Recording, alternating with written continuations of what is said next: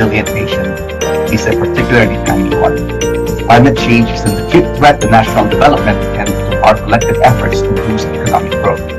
So for SNAP, the effects of climate change hit very close to home.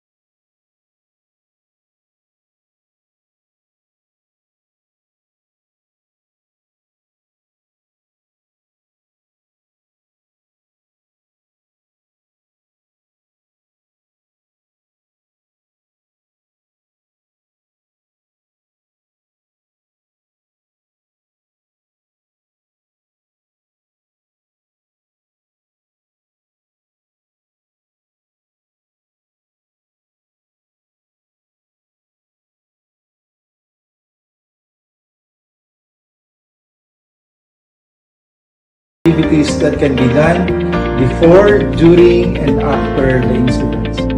Also, Pag-asa details the areas that will be affected by meteorological drought.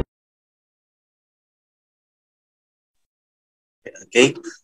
Good morning, ladies and gentlemen. Thank you for joining and participating with us in the conduct of the 157th Climate Forum this February 22, 2023. Our weather and climate experts will be presenting to you topics for today's forum. We have the weather updates, status of dams, climate review over the past 60 days, subseasonal and seasonal forecast, climate outlook forecast for the next 6 months, and we also have a special lecture on the thunderstorm and heavy rainfall warning system. So without further delay, let us all have first a short prayer to be followed by the Philippine National Anthem and the Pag-asa Hymn. Thank you.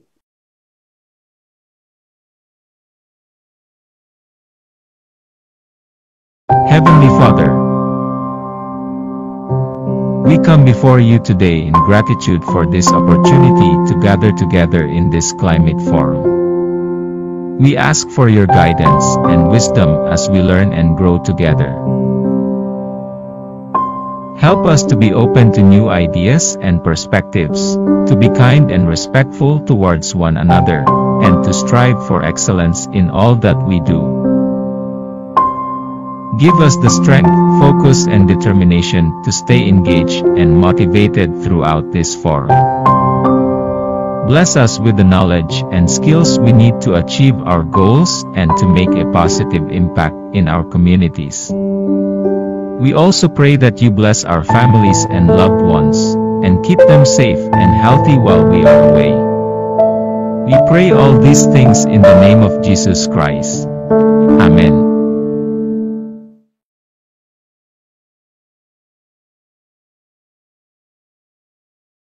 Good morning po. Andiyan po ba si Sir Tony?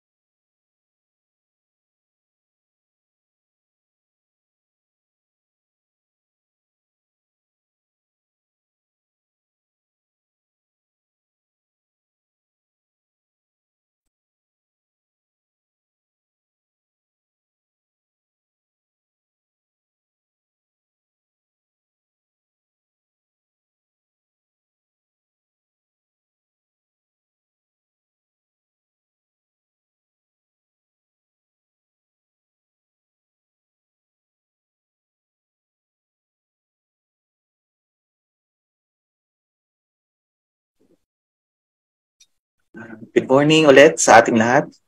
And to give us a warm welcome, for the welcome remarks, may we respectfully call on Dr. Esperanza Ocayanan, the Deputy Administrator for Research and Development. Good morning po. Maraming salamat, Ian, and isang maganda at mapagpalang umaga sa ating lahat. Nandito na naman po tayo sa ating regular conduct ng ating Climate Forum. And today is February 22, and today is Ash Wednesday. So isang a blessed day to everyone. Unang-una po, kami po ay nagpapasalamat sa inyong pagdalo ngayong umaga para po sa conduct ng ating 157th Climate Forum. So, meron po tayong mga nakalatag na mga presentations ngayong araw na ito para po malaman natin kung ano yung lagay ng ating panahon, kung ano po yung lagay ng ating mga dams and reservoir, And of course, yun pong ating climate review or for the past month, and most especially, titingnan natin ngayon kung ano yung ating inaasahan sa tungkol sa klima natin for the next 6 months. Importante po na tayo ay makinig ng mabuti at maunawaan itong mga impormasyon na ibibigay sa atin ng ating mga resource person. Ito po ay napakahalaga sa pagpaplano ng ating mga activities. Alam naman po natin na ang lahat ng ating mga activities ay naapektuhan ng ating klima, ng ating temperatura, ng mga weather systems. Kaya po napakahalaga ang ating impormasyon na isi-share ngayong umaga. I think it is also very important to know na mayroon tayong magtatapos na ba ang talaga ngayon ang La Nina for this quarter. And nakikita natin na are we going to the yung tinatawag natin na normal condition, or tutungo ba talaga tayo doon sa tinatawag naman natin ngayon na El Nino phenomenon. So napaka-importante na maunawaan natin. Kaya kung meron po tayo mga katanungan, kung meron kayong agam-agam doon sa mga binibigay na impormasyon, huwag po tayong mahihiyang magtanong. Tingnan natin kung ano pa yung dapat nating malaman para po iisa yung ating pagkakaunawaan. Napakahalaga po kasi yung meaning nitong informasyon na ito. Kaya kung hindi pareho yung nais naming iparating at yung inyong pagkakaunawa, magkakaroon po tayo ng kalituhan doon sa tamang aksyon na dapat nating gawin sa ating mga pinaplano ng mga activities. Napakaganda po ng umaga ngayon, and we hope that you will enjoy our series of lectures today. Bukod po sa gusto ko rin po sanang ipaalam sa inyo na ang Pag-asa po ngayon ay nag-observe ng National Astronomy Week. Ito po ay isang kaganapan dito sa Pag-asa kung saan yung isang bahagi ng ating ahensya or yung section ng ating ahensya naman ay nagpapalaganap ng kanilang mga activities tungkol po sa astronomiya. So, yun po ating planetarium ngayon dito sa Science Garden. Naka-open house po tayo. So, another information po para sa inyo. Although we are focusing on Climate Forum, ito rin po yung isang serbisyo na ibinibigay ng Pag-asa. So, I hope that everybody will be sitting relax and makinig po tayo at magtanong kung kinakailangan para po sa mga lectures na ibibigay sa atin. So sa ngalan po ng aming administrator at ng lahat ng bumubuo ng Pag-asa, a warm welcome to everyone, and let us all have a good day and a safe one para po sa ating lahat. Muli po, magandang umaga at we hope that we will have a successful discussion later on. Thank you. Maraming salamat din po, Doc SP, for your warm welcome to all of us. So, let me introduce to you the participants of today's forum. Currently, we have 109 participants here in Zoom. So, live din po tayo sa ating FB page and sa YouTube.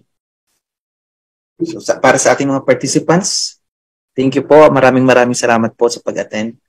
Dito po sa mga participants natin coming from Barangay Managpi, Bureau of Soils and Water Management, Bureau of Treasury, CDRRMO, LGU Gingoog, DA CRAW, DA-DRRMS, DA-ATI Calabarzon. Meron din po tayo sa International Institute of Rural Reconstruction, DA-ATI Calabarzon, Department of Agriculture. Thank you po sa pag-attend. DepEd, DILG Masbate, PDRRMO Masbate, kina Sir Juni Castillo, LGU Salvador, Cabanglasan, Salvador, Kinsiliban, and LGU Mandaon. marami pa po sila. Meron din po tayong taga NPC dito. PDRMO, anong LGU to? So, Philippine Air Force, PIA Mimaropa, Provincial Health Office ng Masbate din po. SN Aboitiz Power Group, good morning po sa inyong lahat. And Sugar Regulatory Administration. Sa iba pong hindi ko pa po nabanggit, pariname na lang po ng inyong mga pangalan dito sa Zoom and recognize po namin kayo. So, pwede na po ba tayo sa photo ops? Kung available po, meron po tayong mga webcam, pwede pong pabukas na lang po para sa photo ops for documentation na rin po. Mga taga Pag-asa, PRSDs, good morning po sa ating lahat.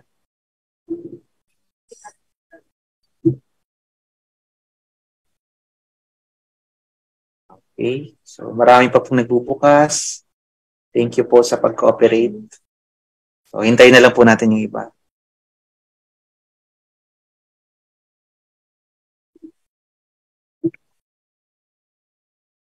Okay, wala na po ata. Okay, capture na po natin itong moment na to. So, this is for your attendance and for documentation na rin po namin. Maraming salamat po. Then, as I count 1, 2, 3, mag-smile po tayong lahat. Kung pwede po, no? Thank you. 1, 2, and 3. Smile. Meron po tayong 3 batches ng okay. Teka lang. Sa second batch naman po, smile pa rin po tayo as I count 1, 2, 3. 1, 2, and 3. Smile. For the third batch naman po, again, smile pa rin po tayo. 1, 2, 3, and smile. Thank you. Thank you for your cooperation. Pwede nyo na pong isara yung mga webcam nyo po. Okay, for the next program, meron po tayong weather updates. Ibibigay po sa atin ni Mr. Raymond C. Ordinario, Senior Weather Specialist ng Weather Division. Good morning po, sir. Yes, good morning, Ian. Sa mga bosses ng Pag-asa, Dr. Kayanan, Ma'am Tedma, and others. And also sa CLEANS, kay Ma'am Ana and the team. And sa mga participants po, magandang umaga. Allow me to share my screen. Ian, pa-confirm kung kita ng screen ko. Confirm, sir. Oo, nakikita na po. Sige. So maraming salamat po ulit sa lahat. And ito po yung update natin regarding sa magiging lagay ng panahon natin within the next 5 days. So para makita natin ano ba yung mga magiging weather system sa mga ka-apekto. And at the same time, ano ba yung mga mangyayari pa this coming weekend. Dahil nga nabanggit ni Dr. Kayanan earlier that weather really affects our daily activities and decision making. So, magbigay na tayo ng update doon sa expected weather within the next 5 days. So, just to give a quick view of the entire full days from the GMA Himawari 9 satellite. So, pinapakita lang dito yung itong linya ng ulap dito is still our frontal system. Then, yung remnants nung low na namatay kagabi. So, visible pa rin siya. Then it is not really affecting much of the country. Then, mayroon pa rin tayo malamig na hangin. So, may kita rito sa grayish part nitong ating satellite image. Ibig sabihin, malamig yan.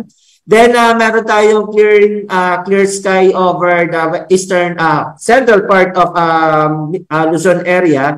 Pero meron tayong kaulapan dito sa may eastern section ng Visayas and Mindanao. So, ito yung tinitingnan natin on a larger scale. Possible, ito ay isang malaking ridge.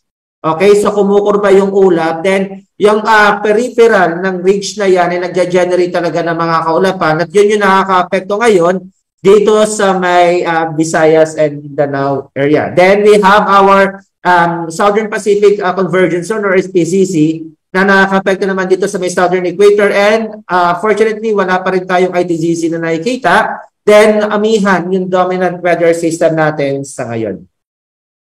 Then, looking on the more detail dito sa atin, so makikita natin itong shear line natin, or rather, yung ating frontal system is moving on eastward direction, so papalayo, so hahatakin niya yung remnants ng low. Pero ito nakikita natin, magpo-progress towards the west, so magkakaroon ito ng movement, itong mga cloud clusters of the Visayas area. So expect natin na magkakaroon ng cloudy skies, or generally cloudy skies dyan sa Visayas, na may mga scattered rain showers or thunderstorms. Dito naman sa Luzon, nakikita natin blackish yung dito sa Metro Manila, Central Luzon area, meaning to say clear sky. So magkakaroon tayo ng mainit na panahon, pero maliit ang chance ng pag-ulan the entire day dito sa Metro Manila and Central Luzon area. Pero dyan naman sa Northern Luzon, makaka-expect pa rin tayo ng mga light rains, even though generally magiging maulap ng konti o bahagya dyan sa area ng Northern Luzon. Then sa ngayon, dahil pa rin sa surge ng ating amihan, meron pa rin tayong gale warning na nakataas dyan sa Batanes, Babuyan Island, Cagayan, Isabela, Aurora, northern coast of Quezon, the northern and eastern coast of Polillo Island, Camarines Norte, northern coast of Camarines Sur, northern coast of Catanduanes, Ilocos Norte, Ilocos Sur, La Union, Pangasinan at Zambales. So still may mga gale warnings tayo dahil malakas pa rin ang hangin, kaya patuloy yung ating sana paalaala doon sa ating mga mangingisda at may mga maliit sa pandagat na huwag mo nang pumalaot dahil pa rin sa surge na namihan na pwede magdulot niya ng hanggang 5.5 meters na taas ng hangin. So ibig sabihin, pwede na mag-island hopping over southern Luzon down to Visayas and Mindanao area this coming weekend dahil hindi natin inaasahan na magkakaroon ng surge ng malakas na hangin.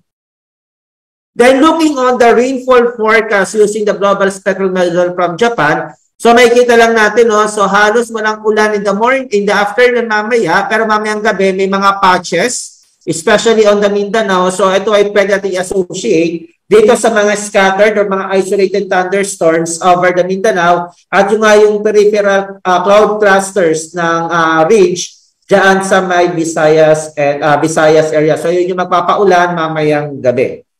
Then looking on tomorrow, so halos wala ng pag-ulan dahil nga na peripheral, so magmo-move yan on the west, so magiging generally fair weather condition tayo at may mga isolated thunderstorms lang over southern Luzon down to the Visayas area and Mindanao.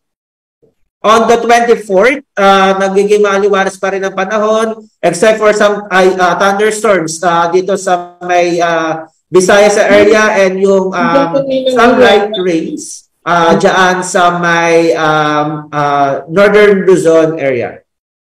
On the 25th on Saturday, no, so may mga chances na ng ulan. So may natin may piling up sa possible. Dahil nga meron tayong amihan na papasok. So possible, meron tayong mga convergence dito na pwede magdulot ng mga pag-ulan dyan sa eastern section ng Luzon and up to the Visayas area. Then magiging maulan hanggang gabi. Then on the 26th, so meron tayong flare-up. I think this is still a flare-up of the SPCC over the Mindanao area. Then meron lang tayo talagang nakikita based on the pattern is talagang raging type ito. So hindi pa totally talaga natatapos yung mga pag-ulan over the Visayas and Mindanao. Pero isolated thunderstorms yung ating ina-expect. Now, looking on the forecast wind, so makikita natin may amihan pa rin. So meron pa rin tayong northeast flow. Pero may nakikita tayo itong convergence area that possible a shear line or a possible front dito sa northern boundary ng PAR at nagtatranscend dyan hanggang dyan sa may northern Luzon area. Pero still, amihan pa rin yung nakikita natin na magiging dominant over on the 23 and 24. And on the 25th, magpo-progress ulit yung ating amihan over the northern Luzon, magiging malakas ang hangin. So magpapatuloy pa rin yung gale natin over this weekend. So in summary, so northeast monsoon will be the prevailing weather system to affect Luzon area. That will be mostly cloudy skies with rains over eastern section of Luzon. And the rest of Luzon, we're going to have a generally fair weather condition apart from some light rains. Then the periphery of the range of high pressure area bringing cloudy skies with scattered rain showers and thunderstorms over the eastern section of Visayas and Mindanao. Another surge of the northeast monsoon expected over the weekend that will affect Luzon. So, ibig sabihin, hindi pa matatapos sa end of February itong ating amihan. So, may possibility na mag-extend pa to ng hanggang first week of March. Then, throughout the forecast period, so expect generally fair weather condition with light rains over Luzon and isolated rain showers or thunderstorms over the Visayas and Mindanao. Instead, we have a slim chance of tropical cyclone development over this period. And that's the latest po from the Weather Division ng Pag-asa. Magandang umaga po. Maraming salamat din po sa mga updates about sa lagay ng panahon, Sir Ordi, for the next 5 days. Sir Raymond Ordinario, Senior Weather Specialist ng Pag-asa Weather Division. Para po sa inyong mga katanungan, pwede po tayong mag-chat sa ating chat box. It will be entertained until the open forum. So, share na lang po kayo ng inyong mga questions sa ating chat box. Meron din po tayong mga comment section sa ating FB page and YouTube. So, pwede po kayo magtanong doon. Next program po is the status of dams to be delivered to us by Ms. Sonia P. Serrano, Weather Specialist 2 ng HMD. Good morning, ma'am. Good morning. Nakashare na? Yes, ma'am. Kindly full screen na lang po. Okay po. Wait lang ha.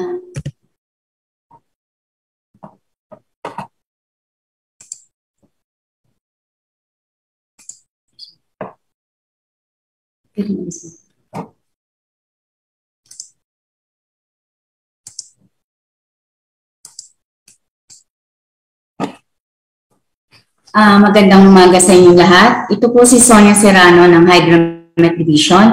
And this is the updated status of monitored major dams.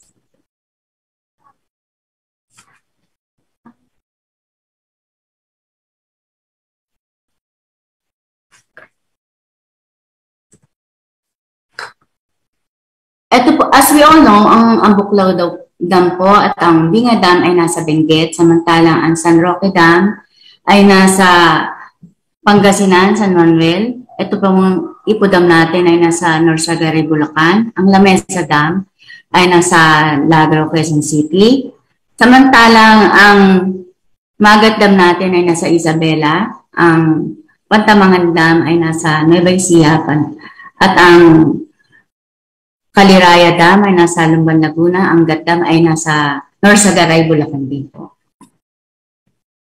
Ano po ang update natin ngayong araw ng alas 6 ng umaga para sa mga monitored dams natin? Ang Angat Dam po sa ngayong umaga ay nasa 210.93 meters. Ito po ay may decrease na 0.13 meters from yesterday na 211.06 meters.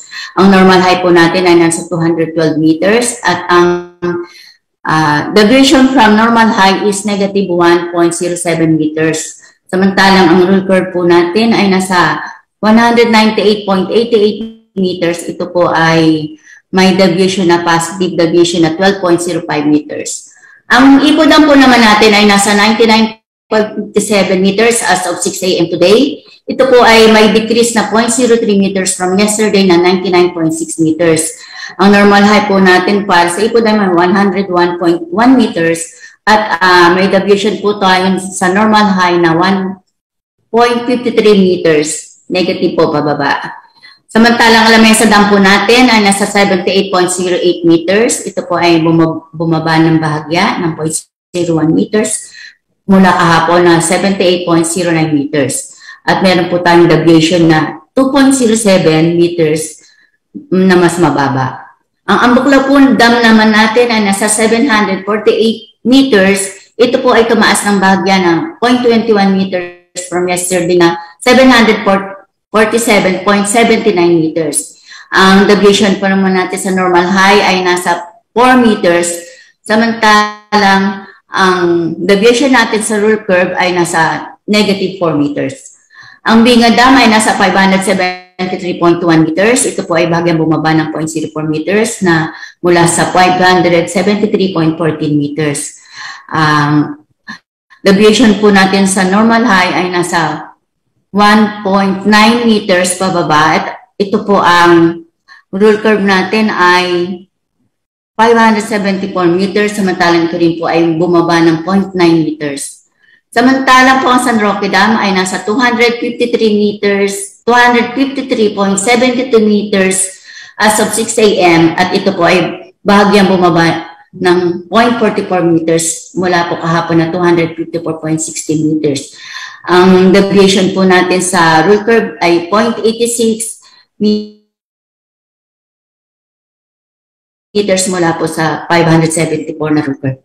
Samantalang, ang Pantabangan Dam natin ay nasa 193.89 meters. Ito po ay bahagyang tumaas ng 0.03 meters mula po kahapon sa 193.86 meters. Ang Magat Dam po naman natin ay nasa 179.32 meters. Ito po ay bahagya ding bumaba ng 0.11 meters mula po kahapon na sa 179.43 meters. Meron po tayong deviation sa rule curve na negative 5.30 meters mula po sa rule curve na 184.62 meters. Ang Kaliraya Dam po naman natin ay nasa 287.07 meters. Ito po rin ay bagyang bumaba ng 0.20 meters mula po kahapon.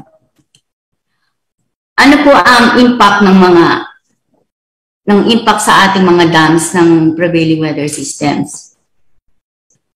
As of, ito pong ating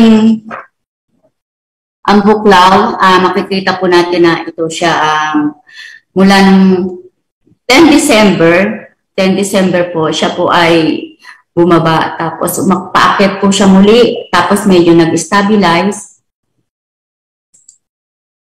At ang sa ngayon po, ang water level po natin sa Buklaw Dam as of February 22 ay nasa 748 meters po. 748 meters.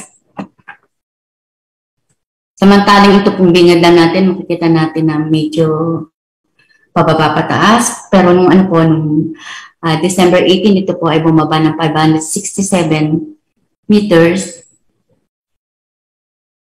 Tapos po ay umakyat siya ng 574 meters nitong January. Then sa ngayon po, ang ating water level sa Bingad Dam ay nasa 573.10 meters. Ito po naman San Roque Dam natin, makikita po natin ito ay downward trend. Ito po mula po nung February 21, nasa 254 po siya. February 21. Tapos po, ang highest niya ay 277.44.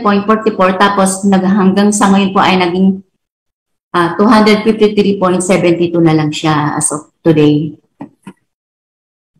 Ito pong Magat Dam natin, makikita po natin na medyo pababa siya tapos tumaas at pababa po muli as of sa ngayong buwan. Ang ating level po sa ngayon ay nasa 179.32 meters, samantalang ang pinakamataas niya ay na itala sa January 9 na 189.21 meters. Samantala po itong Pantabangan Dam, makikita po natin na pababa siya mula sa December 1 na mataas na 203.76 meters siya ay bumaba. Pababa hanggang sa ngayon po, ang water level na lang po ng Pantabangan Dam ay nasa 193.89 meters. Ito po namang Angat Dam natin, makikita po natin na nung January 6 ay mataas po siya. Dito po, during this time, meron tayong northeast monsoon at meron tayong flood warning operation. Sa ngayon po ay makikita natin pababa uli ang water level ng Angat at sa ngayon po ay nasa 210.93 meters siya. Ano po ang assessment natin for 31 March 2023? Base po sa mga binigay na forecast na basin rainfall at dam allocation, ito po ang ating forecast for 31 March 2023. Ang Angat Dam po, ang basic forecast po ay nasa 90.80 millimeters of rain. Ang dam allocation po niya for March is 88 cms. Samantalang sa ngayon po, ang water level po ng Angat ay nasa 210.93 meters. Ito po ay ine-expect natin bababa. At the end of March ng 205.5 meters. Samantalang ang rule curve po ay nasa 190.4 sa end ng March at ang deviation from the rule curve is 15.1 at ang normal high water level natin ay 212. Ano po ang basin rainfall na inaasahan natin na to reach normal high water level? Mapapansin po natin na ang water levels natin ngayon ay nasa almost 211 ang kailangan po natin sa normal high water level. Ang normal high water level po natin ay nasa 212. Kaya po mapapansin natin na almost walang kailangan na pag-ulan para ma-reach ang 212 dahil po sa allocation at sa mga inflow na nagaganap po sa Angat Dam. Ang San Roque Dam po naman natin, ang forecast basin rainfall ay 57.7 millimeters. Ang dam allocation po natin for March is 50 cms. Samantalang ang water level po natin as of 6 a.m. ay sa ngayon ay 253.72. Inaasahan po natin na magkakaroon ng pagtaas sa end of March ang water level natin na magiging 259.06. Ang rule curve po natin at the end of March is 243.95 meters. And the deviation ay positive 14.37 meters. At ang normal high water level po natin ay nasa 280. Ang inaasahan po natin na tubig na ang rainfall na kinakailangan para ma-reach po natin ang normal high water level ay 635 millimeters of rain. Samantalang ang Pantabangan Dam po naman natin ay nasa 95.6 ang basin rainfall na kailangan, 95.6 millimeters of rain. Samantalang ang dam allocation ay nasa 102.1 cms. Sa ngayon po, ang water level natin sa Pantabangan ay nasa 193.89 meters at inaasahan po natin na may pagbaba sa end of March ng hanggang 188.62 meters. Ang rule curve po natin yan ay nasa 206.44 meters at magkakaroon tayo ng negative deviation from the rule curve of 14.45 meters. Ang normal high water level po natin ay 221 at ang estimated basin rainfall to reach normal high water level is 1,956 millimeters of rain. Samantalang Nagat Dam po naman natin ay ang forecast basin rainfall ay 64.5 millimeters.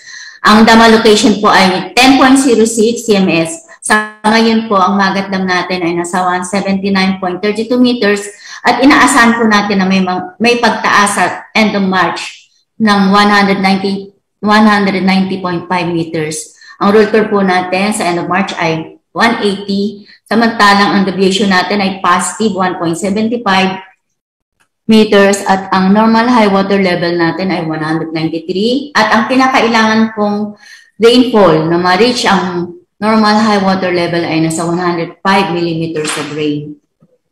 Yan lang po mula dito sa HMD. Maraming salamat po. Maraming salamat din po sa update sa lagay ng ating mga dams. Inulat po sa atin ni Ma'am Sonia P. Serrano, Weather Specialist 2 ng Hydrometeorology Division. Time check po tayo. It's already 9:34 in the morning. Pagbati muna sa ating mga participants coming from MDRRMO San Fernando Bukidnon and Barangay Wawa, Calapan City. Meron din po tayo participants live sa ating Facebook and YouTube page from Talavera, Nueva Ecija, Toledo City, Seno Province, PDRRMO Leyte, MDRRMO Tanawan Leyte, Southern Leyte, Dumaguete City, at Bacolod City. Okay. Thank you po. Patuloy po kayong makinig at makiantabay sa ating forum na ito. Next program is the Review Climate Condition from January to February 20. Mr. Juni Kirwis, Weather Specialist 2 ng CAD Claims. Good morning, sir. Yes, good morning, Ian. Good morning po sa lahat. I will be sharing my screen po.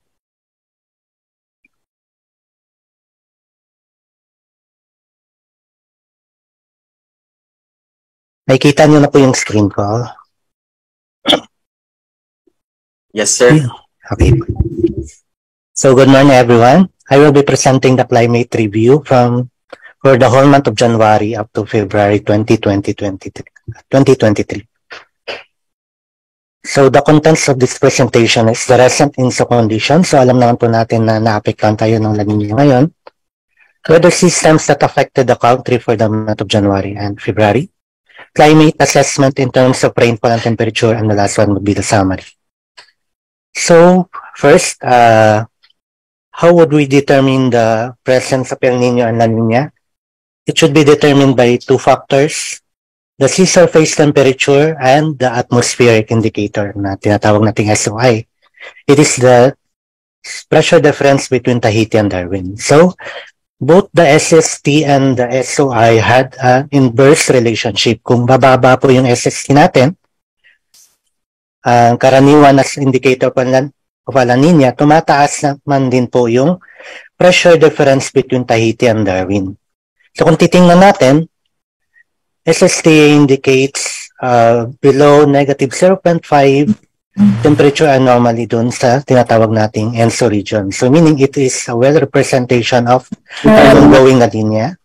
Then for the SOI or the atmospheric condition, kung titingnan natin, tumataas naman po yung pressure difference ng between Tahiti and Darwin, meaning lumalamig or nagiging maulap po towards dito sa may part ng Australia at clear skies naman po dito sa may ENSO region. So, kaya po tuwing La Nina is mas marami yung kaulapan towards the Philippines compared po sa may eastern part ng Pacific. So right now, dahil may ongoing La Nina pa po tayo, we had issued the still La Nina advisory. But nasasabi po doon na yung sea surface temperature daw, even though it continues to decrease beyond negative 0.5, ay nakikita po natin yung unti-unti niyang pagbalik into neutral levels. That is why La Nina is weakening across the tropical ocean. Pero dahil may La Nina pa din tayo, still, yung mga weather systems natin ay magdadala pa din po ng possible maraming pag-ulan towards dun sa mga areas na affected, na may brought floods and flash floods and landslides. So we had issued La Nina number 17 as of 6 February 2023. So ito lang po yung summary ng La Nina advisory, then yung simplified version na makikita natin sa website ng Pag-asa. Actions taken during this La Nina. So tinatawag po natin siyang triple dip La Nina dahil po since 2020 ay nagkaroon na po tayo ng La Nina, even bumalik siya sa neutral level, then nagsimula po siya ulit noong October 15, 2021. At hanggang ngayon, February 2023, ay still on La Nina conditions pa din po tayo. So, we had issued since October 2021 hanggang ngayon, umabot na po tayo sa advisory number 17. So, other initiatives is yung pagkakandak ng regular climate forum natin, climate workshop for the Department of Agriculture and PRSD, mga provincial forums, regular attendance to meeting, and dissemination of forecasts and advisories through Quad Media. Climate assessment. So, magbalik tanaw po tayo sa mga nangyari sa January 2023. So, for the weather systems that affected the country, thunderstorms, yung pagkakaroon natin ng northeast monsoon, shoreline low pressure system is released and intertropical convergence. So, for the month of January, mapapansin po natin dito sa observe natin is mas marami yung mga pag-ulan na natanggap especially sa eastern parts po ng bansa natin compared po dito sa normal natin ng 1991 to 2020. So, ang nangyari po ay nagkaroon po tayo ng mostly in most parts of the country ay above normal rainfall. So, 74 provinces had received above normal rainfall and 8 near normal rainfall. While yung 1 below normal naman po ay dito sa may bandang Batanes. So ano yung mga weather systems na nagdulot po ng above normal rainfall, especially in most parts of the country? Ito po yung pagkakaroon natin ng northeast monsoon na nakaka-apekto sa eastern parts of Luzon and Visayas. Yung shear line as indicated dito and yung 6 na low pressure system. So based po sa analysis namin, gamit yung ITACS, ay for the first half po ng January, mostly yung mga pag-ulan. So ito po yung OLR or outgoing long wave radiation na nagre-represent po ng cloudiness within the area. So it represents yung convective activities within the area. So makikita natin, for the first half po ng January, mostly yung mga pag-ulan ay andito sa Visayas sa Mindanao. While sa second half naman po ng January, dito na po nangyayari yung mga shear lines, yung northeast monsoon, andito naman po sa may bandang southern central part ng Luzon yung mga pag-ulan, which had brought above normal rainfall in most parts of the country. For the actual rainfall naman po, as of February 20, mapapansin natin, hindi na ganun kadami yung normal rainfall natin, especially in the western parts of the country. So kung papansinin natin, may marami pa din mga pag-ulan yung natanggap, especially sa eastern parts ng bansa natin, which coincides naman po sa effects ng northeast monsoon sa low pressure system. So that is why, sa naranasan nating mga systems like the northeast monsoon, shear line, and LPA, at sabi nga po ni Sir Erdy ay may mga namamataan pa din pong sama ng panahon na makaka-apekto especially sa may parts ng Mindanao sa Visayas, which may brought near to above rainfall pa din in these areas po, especially sa eastern parts ng bansa natin. So generally, may 1 below normal tayo, 20 below normal may below normal pa din sa 20 provinces, while mas marami pa din yung mga provinces na naka-receive ng near to above normal rainfall. So sa analysis, compare naman natin sa January, hindi masyadong makakapal yung mga kaulapan na naka-apekto, especially sa Mindanao sa Visayas.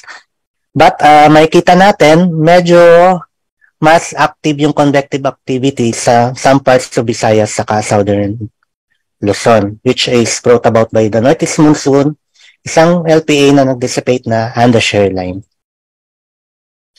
So, for the temperature assessment naman po for January, kung titingnan natin, for the maximum temperature, most of the areas or mga synoptic stations natin ay nakamonitor ng generally near to colder than average daytime temperature. So, mas malamig na temperatura sa araw, while sa gabi naman, which is represented by T-min or nighttime temperature, is near to warmer than average temperature. While the mean temperature naman is basically near to warmer than, slightly warmer than normal in most parts of the country. So bakit po medyo mas naging malamig yung daytime temperature natin? This corresponds to the presence of the convective activities. Yung mga weather systems kanina naka-apekto in most for the whole month po of January. So mostly, naging maula po tayo sa January. That is why yung daytime temperature natin is hindi masyadong mataas. Samahan na din po ng mga pag-ulan na nagdulot po ng cooling within the ground po. Well, sa gabi naman, so instead po na kasi yung init sa lupa, lalabas siya is na-stay na lang, or meaning andun na po siya hindi siya nakalabas. So, naging mas mainit yung gabi natin kasi maulap yung natin in most areas ng bansa natin. So for temperature assessment, nakatala po ng mas mainit na temperatura yung Zamboanga City yung January 6 at 35.3 degrees Celsius. But for Metro Manila, ang port area yung nakapag-register ng pinakamainit na temperatura ng January 12. While for the nighttime temperature naman po or T-min, Baguio City pa din yung pinakamalamig sa synoptic station. But for, sa pangkalatan is yung sa may Benguet State University sa Trinidad. So ano po siya, Agromet station natin na naranasan nila ng January 23, which is at 11.2 degrees Celsius. While for Metro Manila, yung pinakamalamig is na-monitor sa Science Garden noong January 8 at 20.7 degrees Celsius. So for the month of January, wala pong station na nakasurpass ng extreme ng TMAC sa Katimin.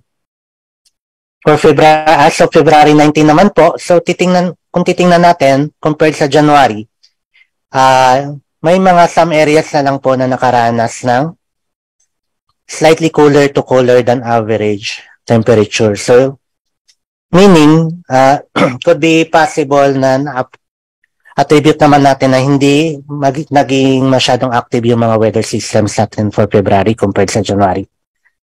While for the minimum naman po, still, nakaranas pa din po tayo ng slightly above normal temperature sa nighttime natin.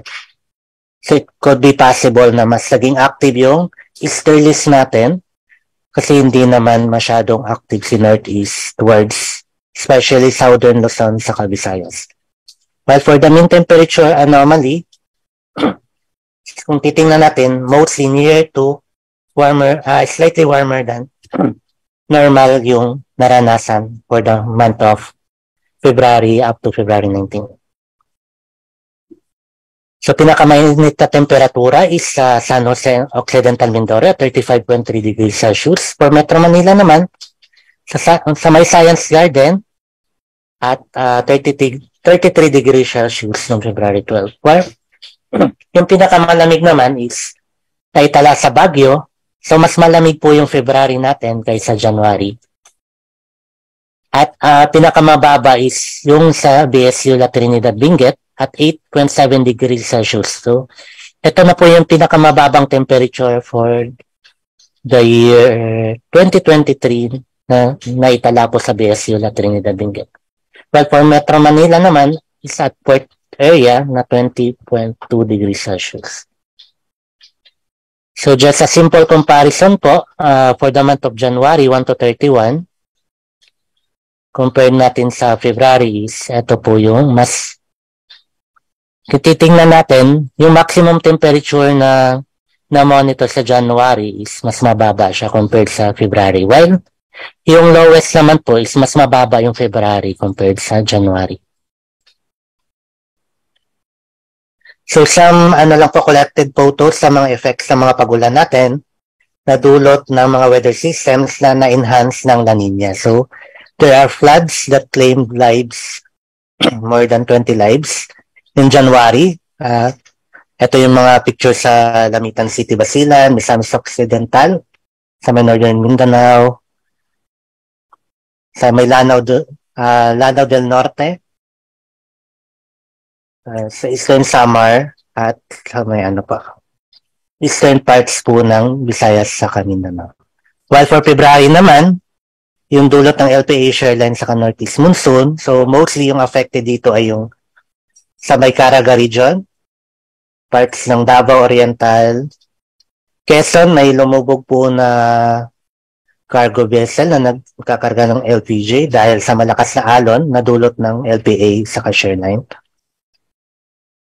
Sa Agusan del Sur at sa mga iba pang bahagi ng Northern Mindanao at Eastern Visayas. Saka Southern Luzon sa may Albay. So for the summary, rainfall, ENSO alert system natin ay still ang La Nina Advisory number 17. So generally for January 1 to 31 is near to above normal rainfall conditions ang naranasan sa buong bansa. Well, generally near average yung air temperature na naranasan sa bansa natin except for some colder than average sa may Tayabas, Coron, Romblon, sa Maasin. Well, for February naman, near to above normal rainfall conditions were experienced in most parts of the country except for Mimaropa, Province of Ilocos Sur, Batanes, Quirino, Apayao, Abra, Aurora, Metro Manila, and most parts of Southern Mindanao, including Zamboanga Peninsula, while way below normal yung naranasan sa may Ilocos Norte. For the temperature, generally near average pa din po yung naranasan, except for cooler than average sa may part ng Romblon sa Maasin. So that ends my presentation. Maraming salamat po. Thank you for the review, Sir Juni, mga pangyayari at mga kaganapan sa klima sa mga nakaraang araw. From Sir Juni Ruiz po, Weather Specialist 2 ng Pag-asa Climatology and Agrometeorology Division. Thank you, sir. We have our first question sa ating chat box. We encourage each and every participants via Zoom or FB and YouTube page for asking questions using the chat box or using the comment section, and we will entertain it later para sa ating open forum mamaya po. Once again, maraming salamat po. Next is the forecast for the next 2 weeks to 2 months sa ating sub-seasonal and seasonal forecast that will be given to us by Ms. Cristel and Valerie M. Villasica, a weather specialist ng CAD. Good morning po. Hello, good morning. Good morning po sa lahat. Let me just share my screen.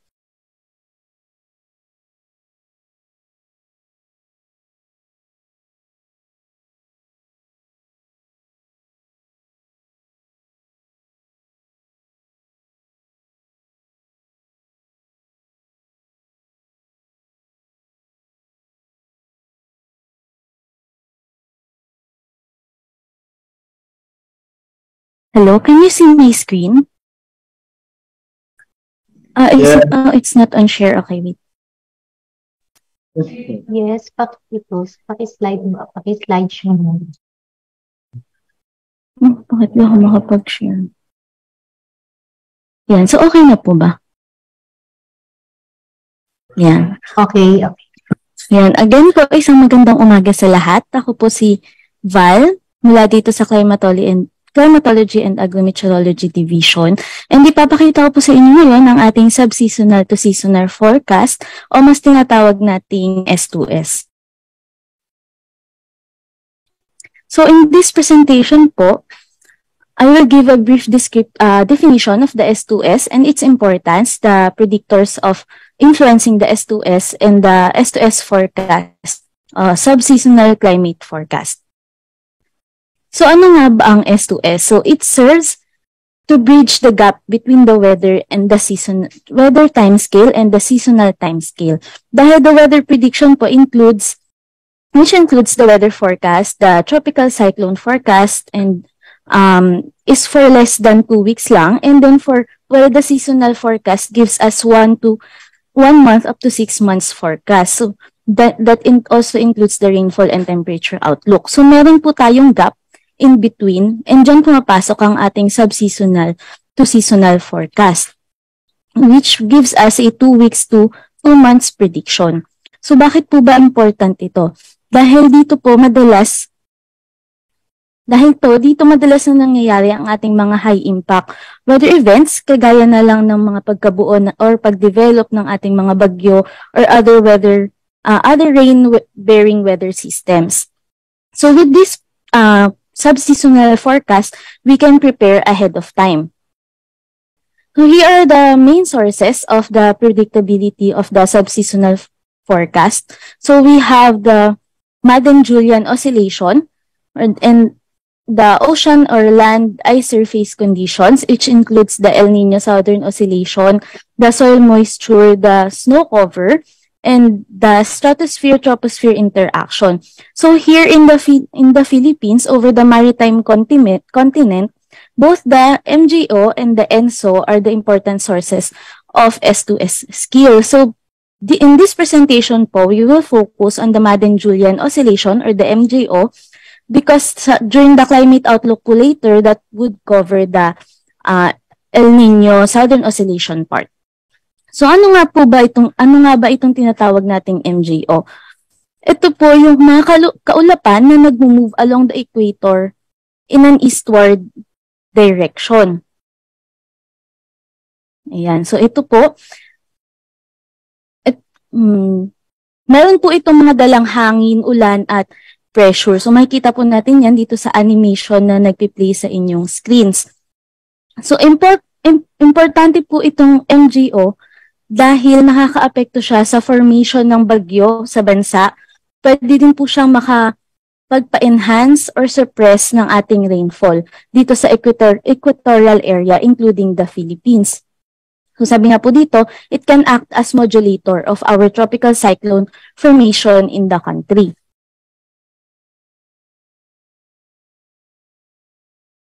So we have here the composite map of the MJO. So meron po tayong 8 phases ng MJO. So we have the phase 2, 3, 4, 5, 6, 7, 8, and then we have the phase 1 on the bottom. So, the green and blue or the green or blue areas po dito ay nag-i-indicate ng enhanced phase ng ating MJO which is associated to increased rainfall. While yung brown areas naman natin nag-i-indicate ng suppressed phase which is associated naman sa decreased rainfall. So, during the phase 4, this one po, during the phase 4, 5, and 6, naapektuhan po ng enhanced phase ng MJO ang maritime continent including the Philippines. You can also see it here po. And sometimes nag-extend po yan hanggang sa phase 7. So we have here the MJO phase in the past 40 days. Makita po natin dito sa Wheeler-Hendon diagram that since the beginning of February, the MJO propagated from the maritime continent to the Pacific. So we had phase 4, 5, and 6 this month. So ayan po yan. I'm sorry. So ayan po. And so this month, meaning the country was affected po by the enhanced phase of the MJO. But as of February 19 po, nandito na siya sa may Western Pacific and nasa phase 7 na po. So, it is important then to note that the interference of the ongoing La Nina ay nag-result ng weaker intra-seasonal signal nitong ating MJO. And then we can also see it here in the satellite image, ang current position ng ating MJO. So for the forecast evolution ng ating MJO for February 22 to March 7, based po sa ating models including itong ECMWF and GEFS forecast, yung MJO po generally shows a weakening signal during week 1, so that is February 22 to 28 hanggang sa katapusan po ng month. Makikita natin dito sa diagram na yung signal is nasa loob na ng circle, indicating nga po itong ating weakening, and then to be followed by re-amplification over the Western Pacific during the week 2.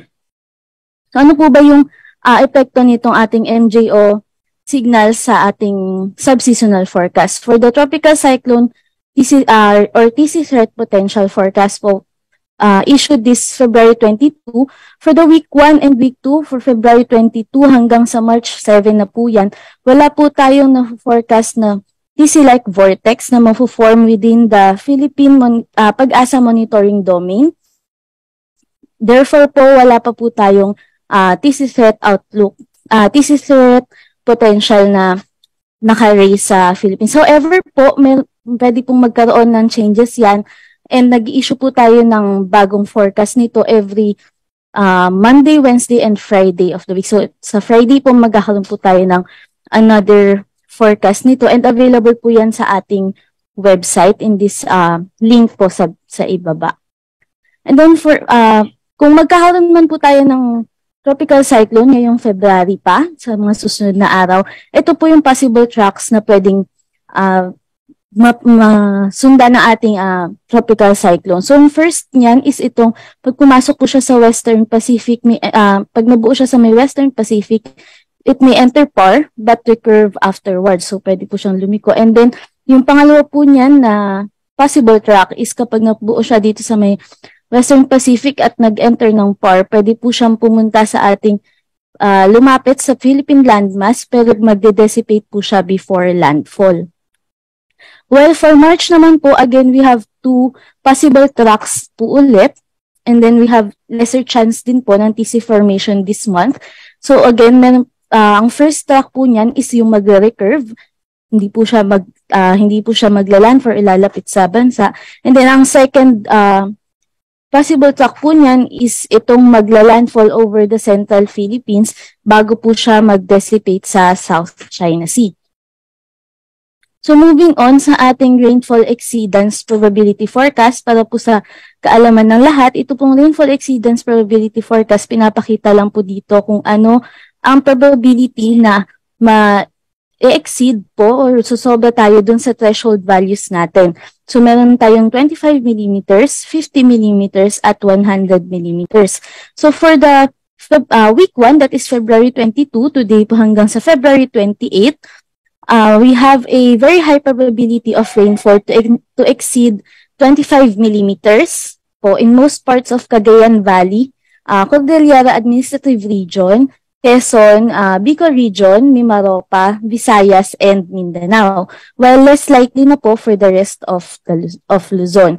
While for the 50 millimeters naman po, we have high to very high probability of rainfall to exceed 50 millimeters in Apayao, Cagayan, eastern part of Isabela, Bicol Region, eastern Visayas, northern portion of western Visayas, and eastern Mindanao, and some parts of central and western Mindanao, while less likely na po for the rest of the country. And for the exceedance probability naman po for 100 millimeters, around 60 to 70% probability na lang po to exceed 100 millimeters in some parts po dito sa some parts ng Cagayan and Isabela, while less likely na po for the rest of the country. This is for week 1 pa lang po. So for week 2, that is for March 1 to March 7, we have a high to very high probability of rainfall to exceed 25 millimeters. Dito po sa may Cagayan Valley, Cordillera Administrative Region, sa may Quezon, Bicol Region, Mimaropa, Visayas, and Mindanao. Well, less likely na po yan for the rest of Luzon during this forecast po.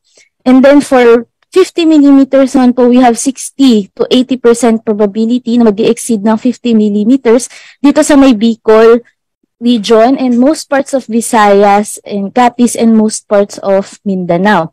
And lastly, for 100 millimeters naman po, we have low probability na to exceed. That is for March 1 to March 7.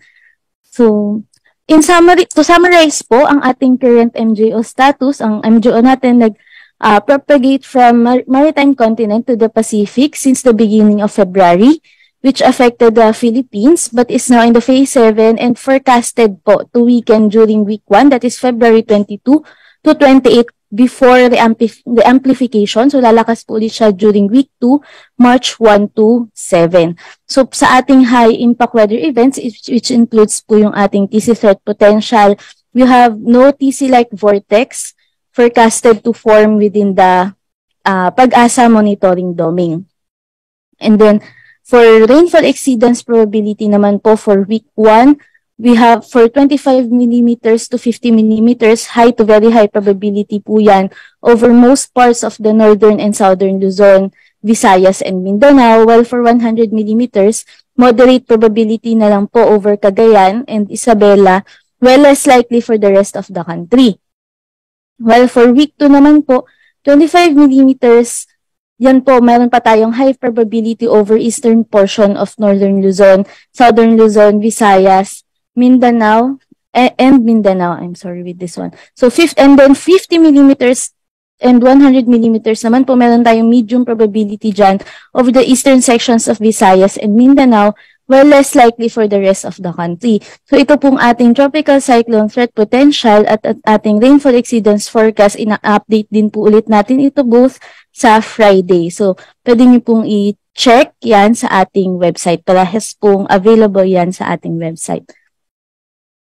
And I think that ends my presentation po. Maraming salamat. Thank you, Ma'am Val, sa mga forecast at mga bagong kaalaman, especially sa knowledge about Madden Julian Oscillation, status kung nasaan na, and forecast evolution na isa ring factors kung meron tayong excessive rains or days without rain. Thank you po, Ma'am. Miss Cristel Villasica, Weather Specialist 1 ng CAP Clips. Time check po tayo ulit. 10:05. We have much time with accordance sa ating program, so mag-break po muna tayo ng mga 10 minutes po kung maaari. Pagbati muna tayo sa ating mga kasamahan sa DRRMO, Osami City. Meron din po sa Initaw, Tangkal, Henry, Nadella, and Talisayan, MDR. So, break muna tayo ng 10 minutes. So, balik po tayo ng 10:16. Thank you.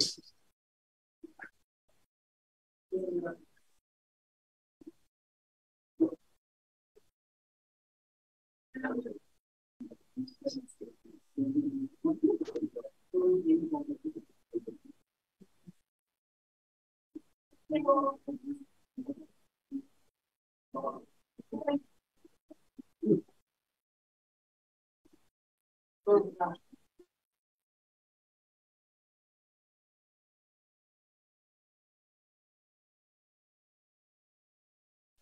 na sa sa computer ni Roxanne, wala yung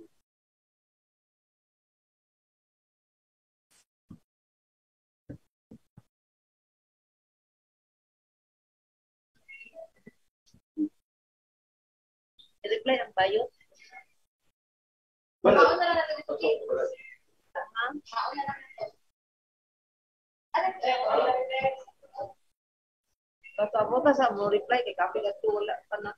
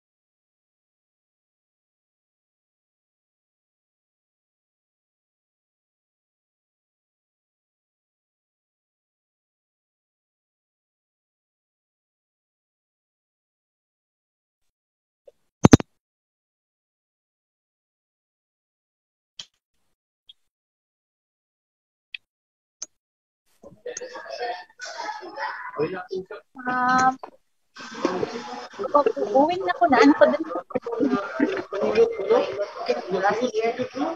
Ha? Sa likod pa?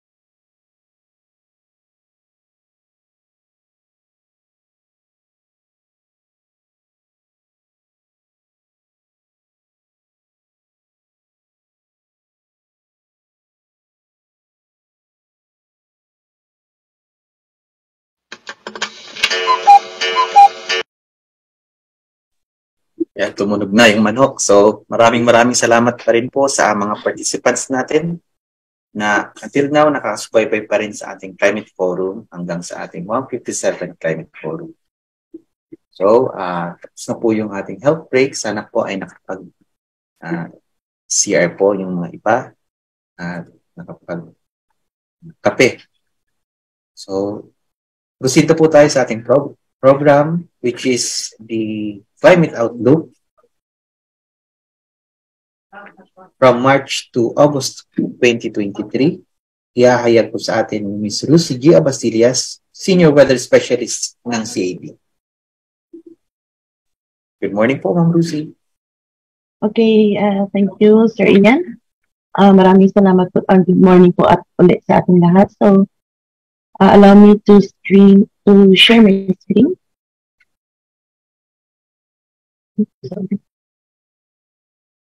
Okay, nakikita po ba? Okay, so again, good morning sa ating lahat, and I will be giving the slideshow. Okay, so I will be giving the climate outlook for the next 6 months, that is March to August 2023. So these are the contents of my presentation. That includes the updates on the La Nina, the latest updates. Then the climate outlook, which includes rainfall, temperature, and also tropical cyclone and summary. So first, let's take a look at the conditions in the global tropics, that is for the oceanic indicator, which was recently na pinakita ni Sir Juni na nasa La Nina conditions pa rin tayo. And as of the latest natin na update from 22 January up to 18 February, makikita natin na yung Central and Eastern Equatorial Pacific still indicate na nandun pa rin yung ating cooling, which coincides with the Nina, so negative yung ating sea surface temperature. Ibig sabihin, mas malamig pa rin yung ating temperatura ng dagat doon sa Tropical Pacific kaysa average or kaysa normal. So that indicates na nasa La Nina condition pa rin tayo as of this update. And then, kung i-compare naman natin yung last na January 18 up to February 15, kung ano na ba yung kondisyon doon sa ating karagatan sa Tropical Pacific, makikita natin dito na yung Eastern Pacific, ito po yung makikita natin dito sa ang red, ibig sabihin yan, nagkakaroon siya ng pag-init o warming, compared mo doon sa previous na sea surface temperature anomaly, average niya. So, nagkakaroon na ng warning dito sa Eastern Pacific, whereas hanggang dito sa Central Pacific, whereas dito sa Western Pacific na side, nandun pa rin yun mas malamig na karagatan. So, ibig sabihin, nag-uumpisa yung warming dito sa Eastern Pacific. Ito yung Nino regions natin. So, dito po siya sa Nino 1+2 banda at Nino 3 na nag-uumpisa yung ating mas mainit na yung karagatan compared doon sa dati. And ano naman yung kondisyon ng ating atmosphere in response doon sa cooling doon sa ating Tropical Pacific.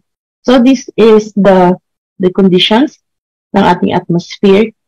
Una, doon sa ating trade winds sa upper level and also sa near surface, kung saan makikita natin pag may La Nina tayo, mas malakas yung ating easterlies or yung winds coming from the east, coming from the Tropical Pacific. So, makikita natin na mula January 19 hanggang February 17, pag makikita natin yung darker na kulay, itong violet, and ibig sabihin, mas malakas siya kaysa mas malakas yung ating trade winds.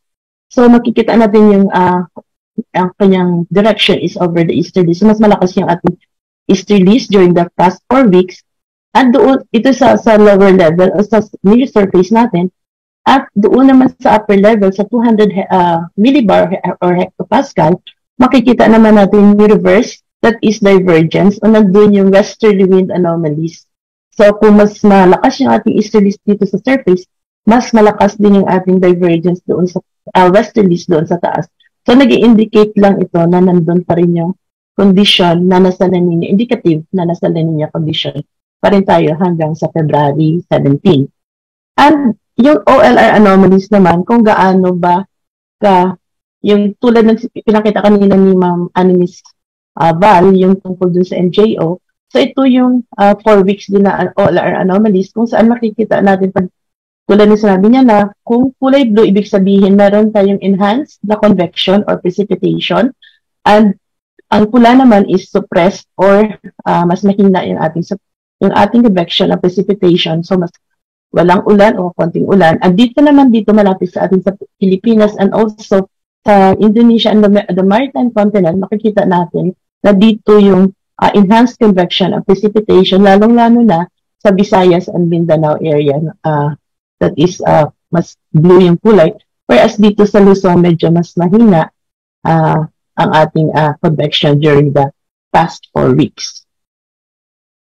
And ano naman yung nangyayari doon sa subsurface or from the surface down to 300 meters below sea surface? So makikita natin na dito from last year, March 2022, nagkaroon ng mas malamig yung ating deep subsurface from March until May, and nagkaroon tayo ng positive dito from June to July, and then nagkaroon uli ng cooling from August until November, nagkaroon ng mas umakyat increase, and then ang latest natin nasa this sea surface negative anomalies in the subsurface have weakened and then became positive nitong February. Makikita natin na kulay yellow siya, ibig sabihin na sa warming side siya. Ito naman yung evolution niya, positive subsurface, nagpapagate na siya eastward o nag-expand siya eastward towards the Central Pacific and dito sa Eastern Pacific. So makikita natin yung anomalies dito sa surface is medyo humihina, nag-weaken. Dito na lang sa about 110 degrees west. And dito sa Eastern Pacific, makikita natin na nagkakaroon na ng warming. So ito kasi yung isang indicator kung masasabi natin na masusustain pa ba yung cooling o warming doon sa ating sea surface temperature sa Tropical Pacific. At yung latest naman na weekly na ating sea surface temperature anomaly or the departure from the average, yung Nino 1 plus 2 up to Nino 3, nagkaroon na siya ng nasa NC neutral condition. Ang dito sa Nino 1 plus 2 yung sa Eastern Pacific nasa positive 0.8 degrees Celsius yung anomaly. But ito yung dalawang Nino regions dito malapit sa Central Pacific and sa Western Pacific is nasa La Nina threshold pa rin, negative 0.5 and negative 0.6 respectively. Lalong-lalo na itong tinitingnan natin ang Nino 3.4, which is ito yung kinukunan natin ang tinatawag nating Oceanic Nino Index nasa negative 0.5 degrees Celsius pa rin yung anomaly as of Feb 20 itong latest update. At ito yung evolution from 25 January up to 15 of February, 4 weeks, kung saan makikita natin na yung cooling halos sumihina until February 15, mas sumihina yung ating cooling at nagkakaroon na ng warming dito sa Eastern Pacific. And base naman sa mga models, tinitingnan din natin yung mga models na nagbibigay kung ano ba yung surface temperature anomaly hanggang kailan yung ating La Nina or ano ba in-expect natin after a La Nina. So dito makikita natin from the first model, ito yung model predictions from NMME from NOAA and IRI. So dito makikita natin yung mga models halos nagsasabi o nagpapakita na yung ating sea surface temperature anomaly in the Nino 3.4 region is pataas, halos papunta na po sa positive or sa neutral and then papunta dito sa positive 0.5 and above. Some of the models nagsasabi na sa neutral, meron pa rin nasa negative, pero most of these models nagpapakita na may mga tendency na magkakaroon tayo, may potential na magkakaroon tayo ng 0.5 and above. Ito yung dalawang lines na to. Pag 0.5 and above indicates El Nino, and negative 0.5, itong blue line, indicates La Nina. So dito, mula FMA, halos wala na tayong model na nagsasabi na negative 0.5 and below. So parang wala ng probability dito based on model output na magkakaroon tayo ng pre-emergence or magkakaroon tayo ng La Nina uli or magtutuloy-tuloy hanggang October, November, December. But most of these models, or 22 out of 24 models, or 92%, suggest NC neutral conditions starting or during February, March, April 2023 na season. And base ito sa mga model average ng dynamical, we have 17 na dynamical models and statistical models natin ay 7. So napapakita yung average of all these models na ang dynamical model natin nagsasabi na from February, March, April hanggang April, May, June, ENSO neutral ang ating inaasahan. And then ito namang statistical models parang napaka-conservative na hanggang October, November, August, September, October, ENSO neutral pa rin ang binibigay na forecast.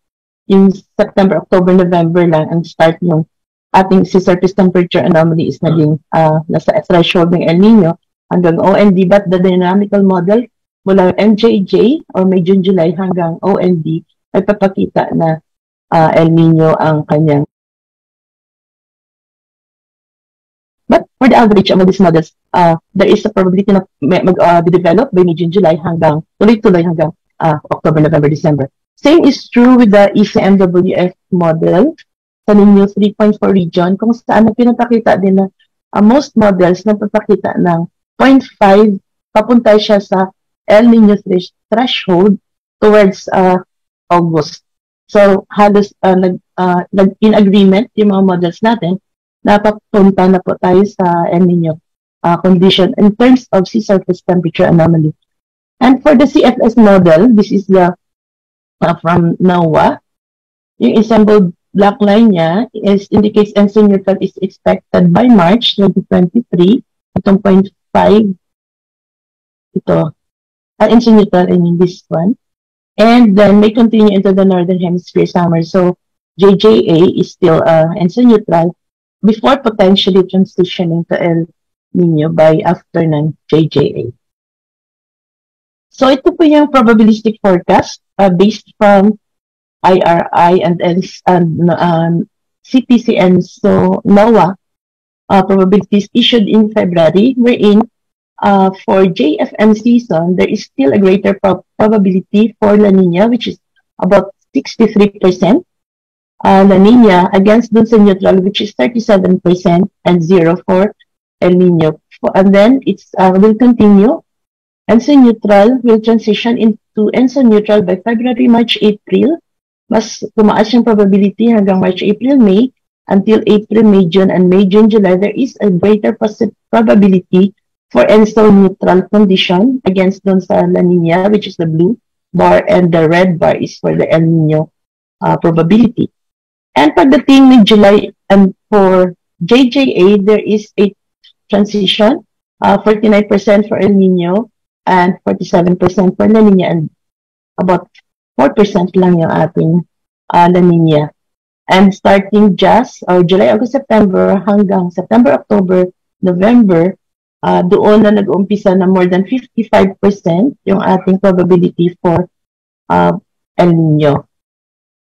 And this one is the latest model output. So this one is from the expert judgment plus the model output ng January, and then itong February na model output, this is purely objective and this is only from the model. So the probability for La Nina and ENSO neutral, I mean from February, March, April and April, May, June is greater than 80%, about 75% for AMJ. But starting May, June, July, the probability for El Nino has increased. So increasing probability ng El Nino against dun sa ENSO neutral. And in terms of climatological probability, meron more than 50%. This is the climatological probability for El Nino and La Nina. So yung forecast natin is more than half of its climatological probability starting June, July, August hanggang September, October, November hanggang OND. Or October, November, December, or until the end of the year. So, transition from La Nina to ENSO neutral is very likely during FMA or February, March, April, and it will be it will persist ENSO neutral until May, June, July, and then starting the summer or June, July, August, there is a chance of a transition to El Nino.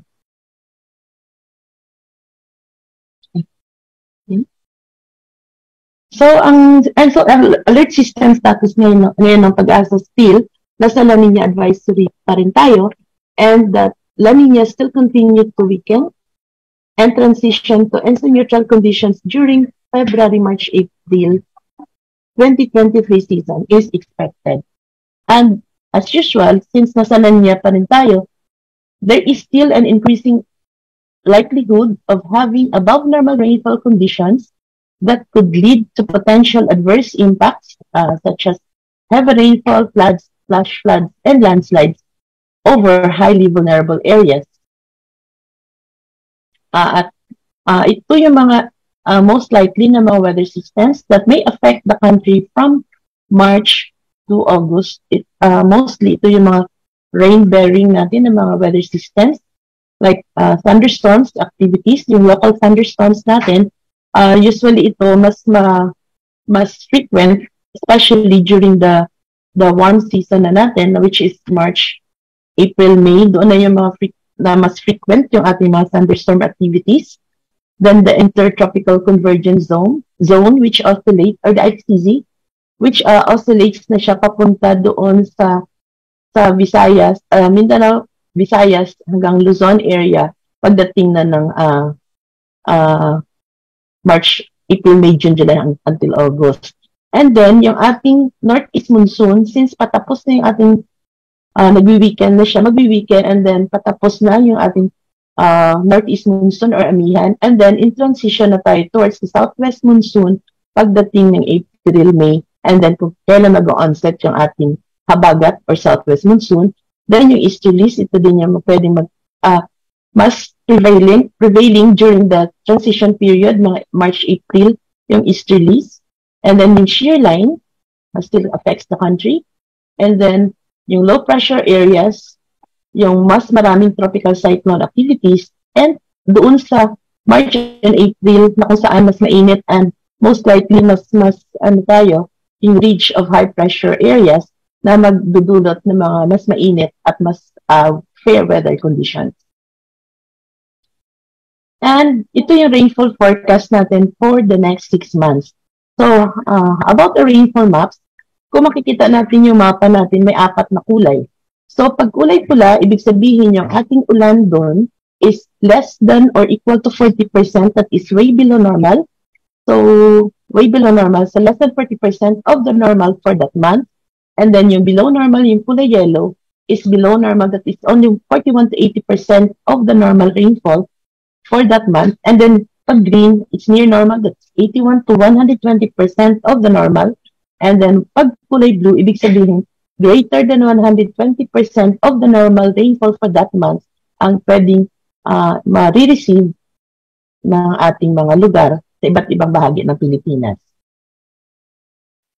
So this is the rainfall forecast for the month of March, which shows na ito po yung rainfall na normal, kung saan nakikita natin yung concentration pa rin ng ating rainfall is over the eastern sections of Luzon and Visayas, and dito sa Mindanao also, that ranges from about 50 to 200 millimeters up to 300 millimeters dito sa eastern side ng Visayas and also Mindanao. And ito yung forecast natin for the month of March.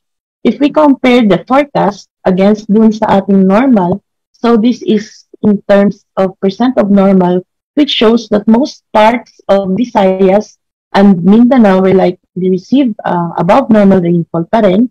But dito sa Luzon, near to above, may mga patches na above normal. But dito sa western section of Luzon, which is about Ilocos area, region 1, we expect below to way below normal. But in terms of probabilities, kung gaano ba tayo ka-certain or ka-confident doon sa forecast natin, this is the probabilistic forecast, which shows that the probability for above normal rainfall over the southern Luzon, Visayas, and Mindanao area is also higher, about more than about 65 to 70%, to 75% in some areas, that we expect above normal rainfall. Pero dito sa Luzon, there are areas that we expect a higher yung near normal rainfall, and also about 40 to 45% na yung ating above normal rainfall. For April, so ito na yung ating drier months, but still, we expect about mga 50 millimeters of rainfall in most areas of the country and higher in Eastern Visayas and also in Mindanao area. This could be also attributed to the weather systems na since this is the easterlies prevail, so the eastern section still receives a higher amount of rainfall compared to the other areas in the western section of the country. And this is the forecast for April that also shows more rainfall over the eastern sections of most parts of Visayas, and most parts of Mindanao, and also some parts of eastern extending up to Cordillera area. So ito po yung ating in percent of normal comparing the forecast against the normal. Most parts of Visayas and Mindanao, and some parts of Visayas will likely receive above normal rainfall, but the rest of the country will likely receive below to near normal rainfall. And in terms of probabilities, there is a higher probability for rainfall, for above normal rainfall, 50 to about from 45 to 60% probability for above normal rainfall in most parts of the country. And for May, this is the normal rainfall. So ito na pinapakita na mas marami na tayong in-expect, or normally, mas marami ng ulan pagdating ng May, lalong-lalo na dito sa northern and central Luzon and also central Mindanao and the rest of the country. About 100 to 200 millimeters of rainfall is normally received during this period. This is the average pala ng rainfall na ginagamit natin is from 1991 to 2020. Pag sinabi natin normal, that is the average of the 30-year na rainfall over our observed over our synoptic and agromet stations all over the country. So this is the forecast for May, wherein pinapakita din na mas about 200 to 300 millimeters of rainfall is expected in most parts of northern and southern Luzon and also central Mindanao. But halos same lang din yung ating forecast against doon sa ating normal. So in terms of percent normal, generally near normal yung ini-expect natin for the month of May. And the probabilistic forecast also shows the higher probability for near normal rainfall is expected in most parts of the country during the month of May. And then for June, we could see na yung ating normal rainfall, ang concentration niya is nag-shift na towards the western side of Luzon, Visayas, and also Mindanao. Mas dumadami yung ulan natin, 300 to 400 millimeters or more pa ang in-expect natin over these areas na may darker yung blue. And this is our forecast na makikita natin na yung dito sa western side of Luzon, may mga more than 500 millimeters tayo na ini-expect. So in terms of percent of normal, near normal generally all over the country except for this western section of southern Luzon and central Luzon na nagkakaroon ng above normal rainfall. Or in 11 provinces in these areas, including Masbate area, is expected to have above normal rainfall. And in terms of probabilities, also it shows that there is a higher probability for above normal rainfall over these areas kung saan meron tayong forecast na above normal rainfall. And most parts of Luzon and Visayas is higher din yung probability ng above normal rainfall, although mas mababa yung iba, 40 to 45%. And we could see that dito sa Mindanao, we have the higher probability for below normal rainfall over the western section of Mindanao and also dito sa eastern part. But in some parts of Mindanao, there is about 40 to 45% probability for above normal rainfall. And for July, since still the rainfall maximum is over the western sections of Luzon, Visayas, and some parts of western section of Mindanao. This is the forecast, which shows may mga more than 500. Mas maulan na ito at ito na yung peak na ating habagat season. So nandito yung ulan na maraming ulan and expect natin. So about more than 500 millimeters is expected, especially over these areas. So in percent of normal is more than that is near normal rainfall is expected for the month of July. And pinapakita din na dito sa probabilistic forecast na near normal to above normal rainfall is expected na may higher probability for July, lalo na sa Luzon and Visayas. Pero dito sa Mindanao, makikita natin that there is about 40 to 40% probability for below normal and lesser probability for near and above normal. Dito naman sa gitna ng Mindanao, there is about 40% probability for above normal rainfall. And for August, makikita natin still the concentration is over the western section of Luzon. And this is the forecast. So, mas maraming ulan pa rin ay na-expect natin for August. And this is in terms of percent of normal na near normal rainfall is generally for August is expected. But in terms of probability, still mas mataas yung probability for near to above normal dito sa central and northern Luzon area. Pero dito and some parts of Visayas, Western Visayas and Palawan. But dito sa eastern section ng Luzon, Bicol, most parts of Visayas and Mindanao, nagpapakita na there is a higher probability for below normal rainfall, lalong-lalo na dito sa eastern Visayas, about 45% probability of below normal rainfall is expected in August. And these are the matrix for the maps na pinakita natin in terms of per province, na kung saan makikita natin na from March until August, mas marami pa ring areas ang makaka-expect or makaka-ranas or expected na yung ating ulan is generally nasa near green to above normal pa rin ang halos na makikita natin na magiging ulan natin from March until August, except for some areas na expected na magkakaroon ng below normal rainfall. And this is the matrix for the range for the millimeters, and this is the minimum maximum in terms of volume of the amount of rainfall that will likely be received over these provinces. So this is for Luzon, Visayas, and Mindanao per province. And for the watershed forecast, so these are the watersheds located in Luzon, Angat, La Mesa, Magat, Pantabangan, and San Roque. So makikita natin, and also there we have Lake Buhi, Lake Lanao in Mindanao, Lake Buhi in Bicol, and the Malinaw watershed in Bohol.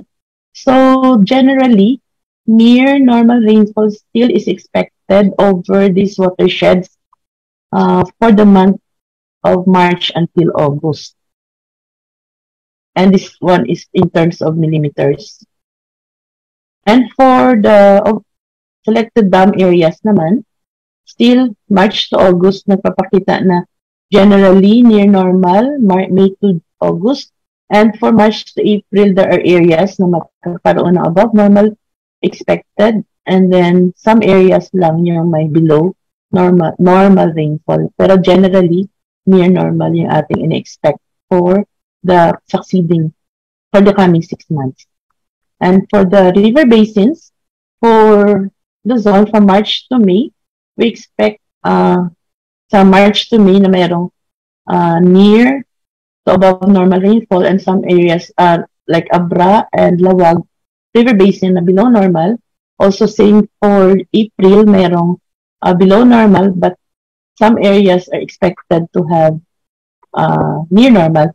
But for me, near normal is in-expect natin for the Luzon na mga river basins natin. But for Mindanao, we expect above normal rainfall from March to April, pero sa May, near normal ang in-expect natin. And for June to August naman, generally, lahat ng mga river basins natin, in-expect natin na near normal rainfall, except for some river basin in Luzon na magkakaroon ng above normal rainfall. Ito naman yung forecast natin for Fridays. So ito yung pagkulay brown, ibig sabihin, mas maraming araw na meron tayong nawala tayong ulan o meron man pero less than 1 millimeter of rainfall. So it is still considered a dry day.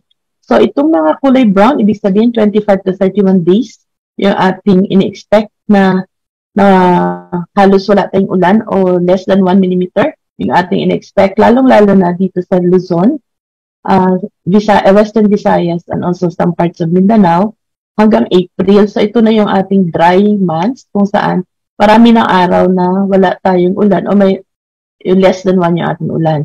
So April and May, maraming mga areas na maraming walang ulan, about 21 to 31 days in-expect na walang ulan.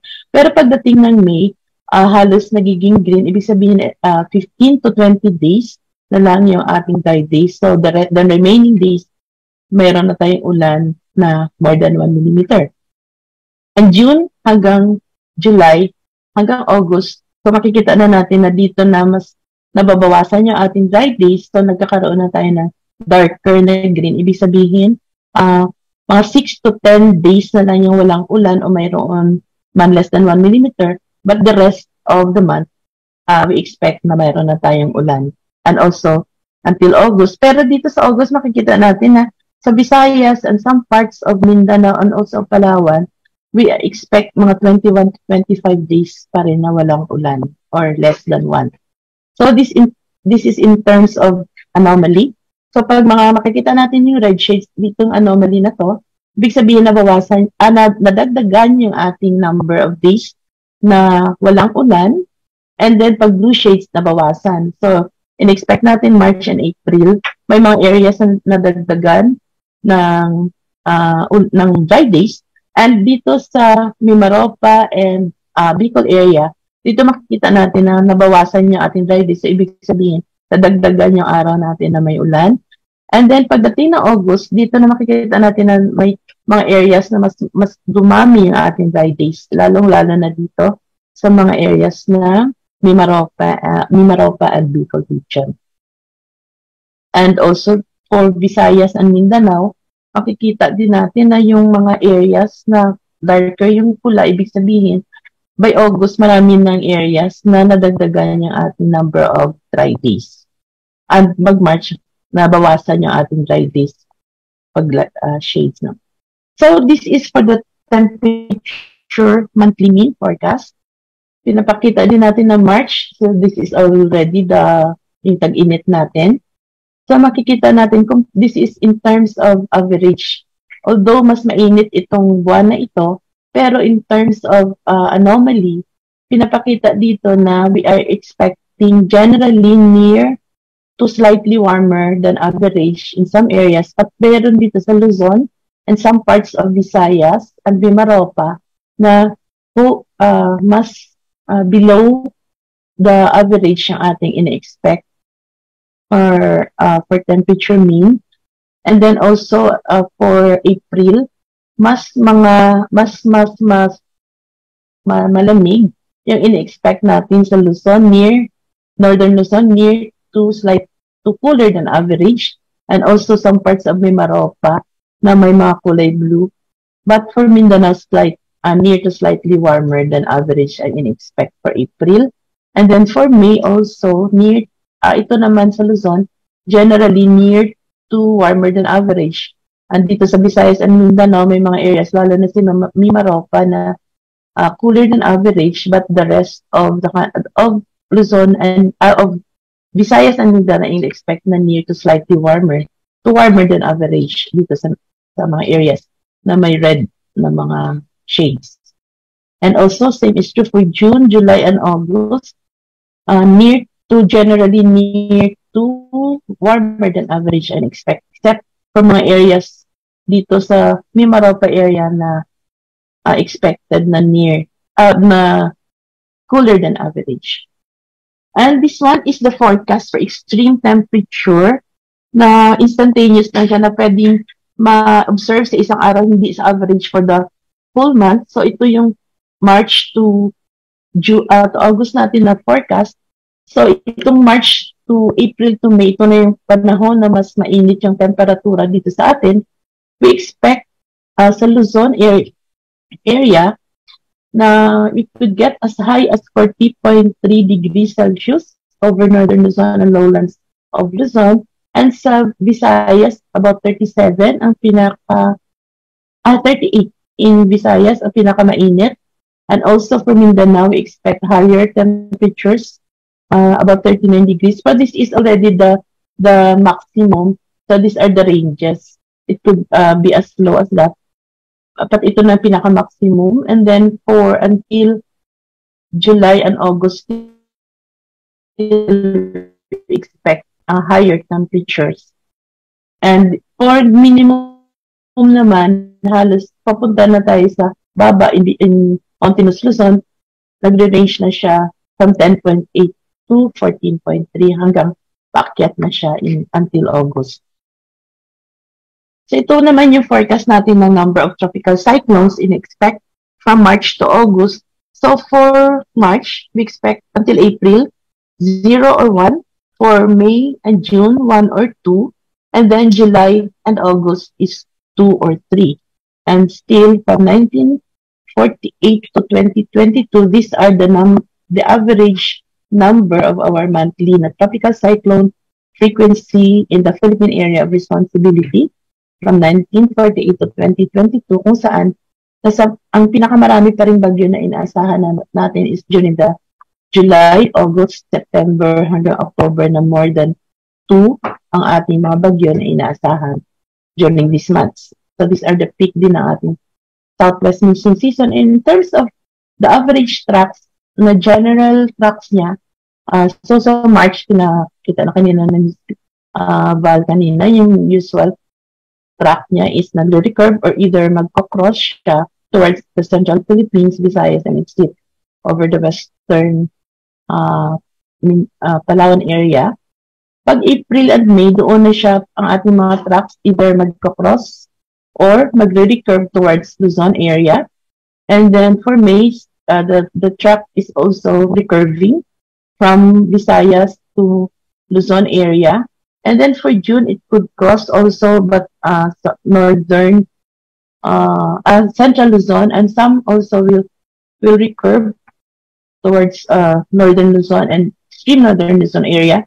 Dito makikita na natin ng July, August, makikita na natin na yung tracks and also the frequency, mas marami, kulay pula. So these are the tracks that could be possible if we have mga bagyo during this months, July and August, kung saan usually nasa Luzon and extreme Luzon area na pagkasagsagana ng ating habagat hanggang August.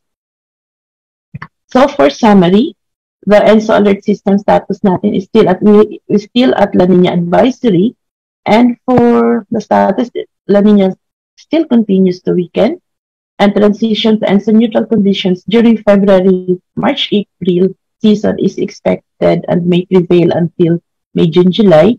And then for rainfall forecast, I have already mentioned this, but generally near to above normal rainfall conditions over the country, except for the western sections of the zone na might receive below normal rainfall, and the probability for above normal rainfall conditions in most parts of the country is expected. And then for April and May, generally near normal hanggang June and July, and hanggang August, generally yung ating rainfall expected near normal rainfall over the country. And for the temperature, generally range from below average to above average throughout the country during the forecast period, and warmer and humid weather conditions are expected in the coming months. Dun sa papunta na tayo sa tinatawag natin tag-init o warm and dry months. And then for tropical cyclone frequency, 6 to 9 tropical cyclones are expected to enter or develop in the Philippine area of responsibility from March to August of 2023.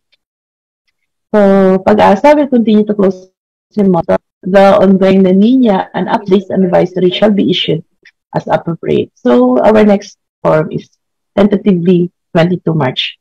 So, maraming salamat po. Thank you. Thank you very much po, Ma'am Rucia Bastillas, Senior Weather Specialist ng Pag-asa Climatology and Agrometeorology Division. And according sa ating mga model predictions of ENSO, malapit nang magtapos ang La Nina. So mararanasan na natin ang ENSO neutral condition sa mga darating na linggo. Ngayong taon din po ito. And potentially transitioning to El Nino condition. This is very interesting and important sa ating mga stakeholders, especially po sa Department of Agriculture and sa mga climate-related group for this kind of information. Thank you so much pa rin po, Ma'am Lucy. Ma'am Lucy Abastillas. Thank you po. Time check po tayo. 10:56 a.m. Since maaga pa po tayo sa ating susunod na programa, batiin po muna natin ang ating mga kasamahan sa field station ng Pag-asa. Pag-asa Regional Services Division, North Luzon PRSD, NCR PRSD, Visayas, and Mindanao PRSD. And sa South Luzon PRSD, kina Ma'am Nancy Lance and kina Ma'am Riza Partulata. Pagbati din po sa mga taga Pag-asa Tayabas Synoptic Station and also sa LTRRMO Baliangao.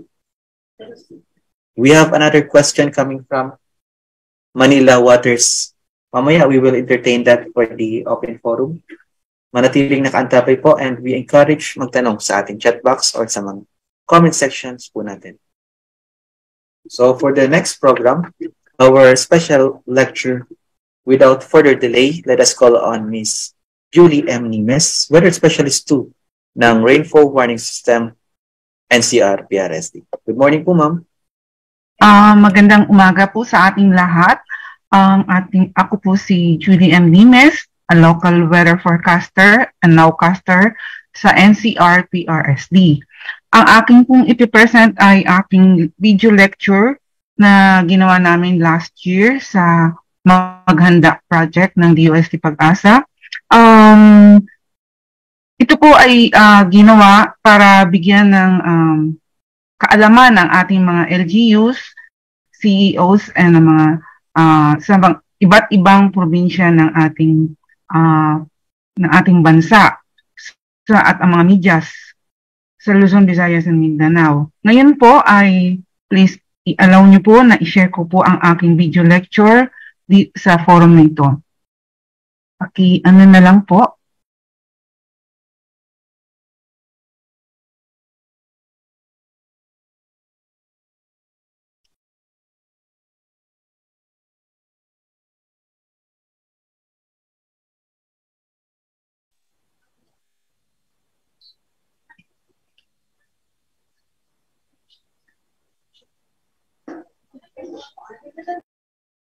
Anumang oras ay maaaring tamaan ng Pilipinas ng iba't ibang natural hazard.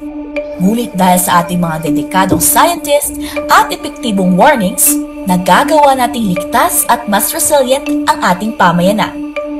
Ang Maghanda video na ito tungkol sa meteorological hazard ay tutulungan kang maintindihan ang thunderstorm and heavy rainfall warning system. Noong 2009, nakaranas ang Metro Manila at karatig na lugar ng malawakang pagbaha dulot ng malalakas na ulan na dala ng Bagyong Doy. Batay sa DOST Pag-asa, mahigit 6 na metrong lalim ng tubig dahil sa 12 oras na tuloy-tuloy na pag-ulan ang naranasan sa mga nabanggit na lugar. Ito ang dahilan na nagtulak sa ahensya upang bumuo ng isang rainfall warning system. May dalawa itong bahagi, ang thunderstorm warning system at ang heavy rainfall warning system.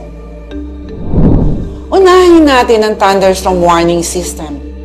Kapag nababanggit ang thunderstorm, malinit na tanong ng ating kababayan tuwing may biglaang paglakas ng buhos ng ulan at matinding hampas ng hangin, ito ba ay dala ng isang bagyo? Ang sagot, hindi. Ang mga biglaang pagbuhos ng malalakas na ulan ay dala lang ng isang localized thunderstorm. Ang thunderstorm ay isang local weather system na may sukat na 5 hanggang 20 kilometro ang laki at tumatagal ng hanggang 2 oras. May 3 yugto ang ebolusyon ng thunderstorm. Ang unang yugto ay tinatawag na cumulus stage kung saan ang mga cumulus clouds ay patuloy na lumalaki pataas dahil sa dami ng moist air na inaangat sa ulap. hanggang makarating ito sa mature stage, kung saan nararanasan ang malalakas na pagulan, magkidlat at kulog, malakas na bugso ng hangin at paminsan-minsang may hail o buhawi. Kapag naibuhos na ng thunderstorm cloud ang lahat ng ulan nito, tutungo na sa ikatlong yugto na tinatawag na dissipating stage, kung saan unti-unting humihina ang pag-ulan hanggang sa matapos ito. Bagamat sandali lamang ay tinatagal ng isang thunderstorm, maaari pa rin itong makapaminsala at makapagdulot ng pagbaha. Isang halimbawa nito ay ang naganap na thunderstorm na nagdulot ng mabigat na trapiko sa Kamaynilaan at bahang umabot na hanggang baywang sa mga kalsada ng E. Rodriguez at G. Araneta sa Quezon City.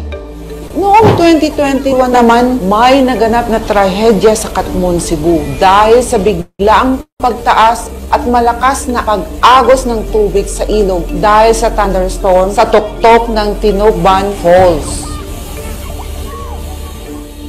May pagkakataon na ang isang thunderstorm ay nagiging severe kapag malakas ang buhos ng ulan, may malalakas na bugso ng hangin at matinding kidlat na kadalas ay tumatagal ng 30 minuto. Malaki rin ang posibilidad na magkakaroon ng hail, buhawi at downburst.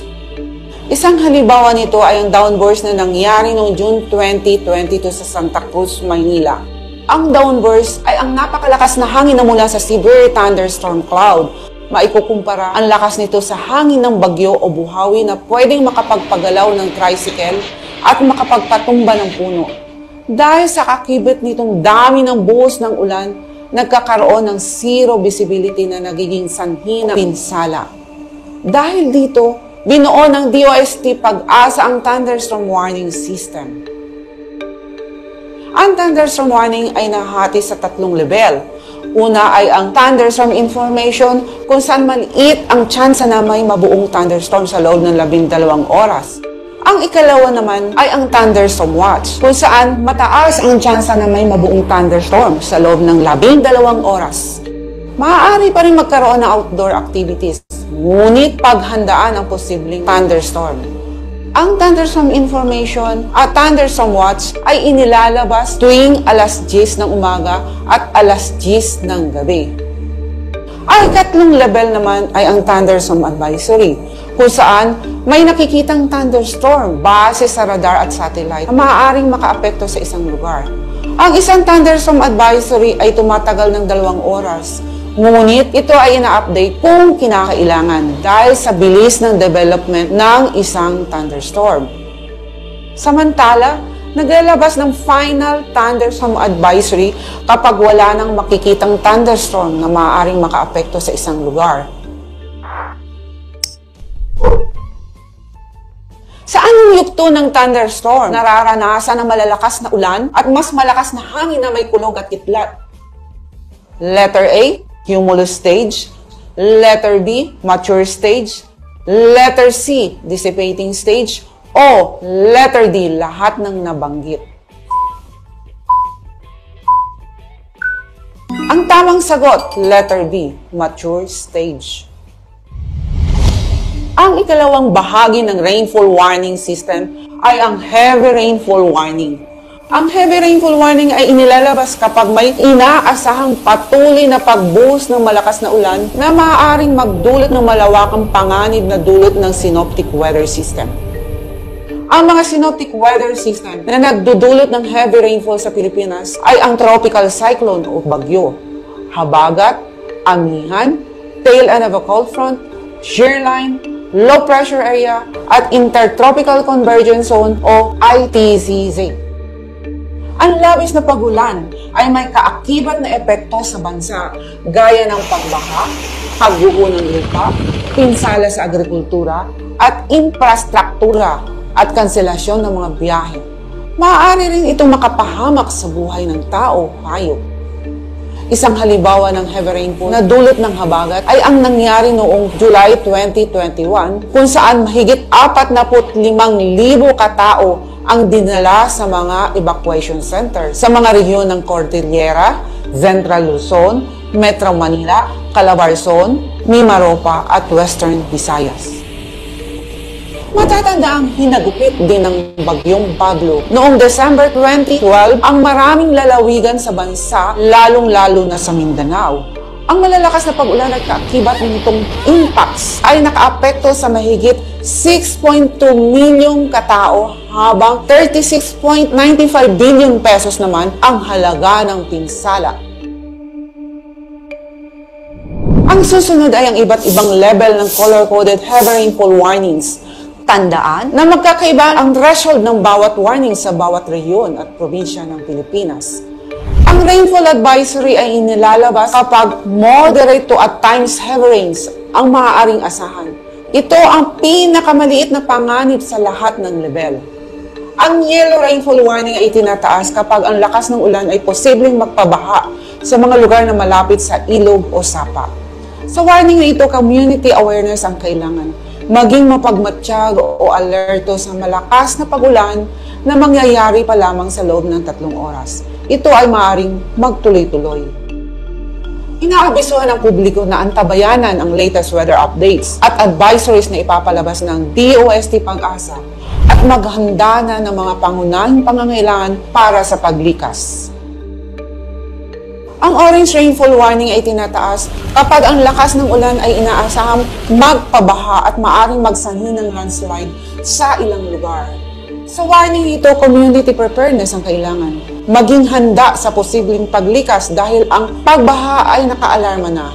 Inaabisuhan ng publiko na manatiling nakatutok sa mga advisory na ilalabas ng DOST Pag-asa kada 3 oras at maghanda sa posibleng paglikas.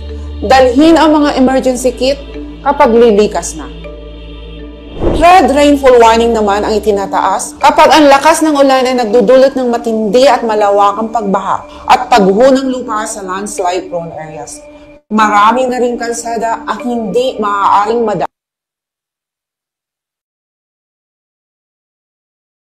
madaanan. Sa warning na ito, community response ang kinakailangan.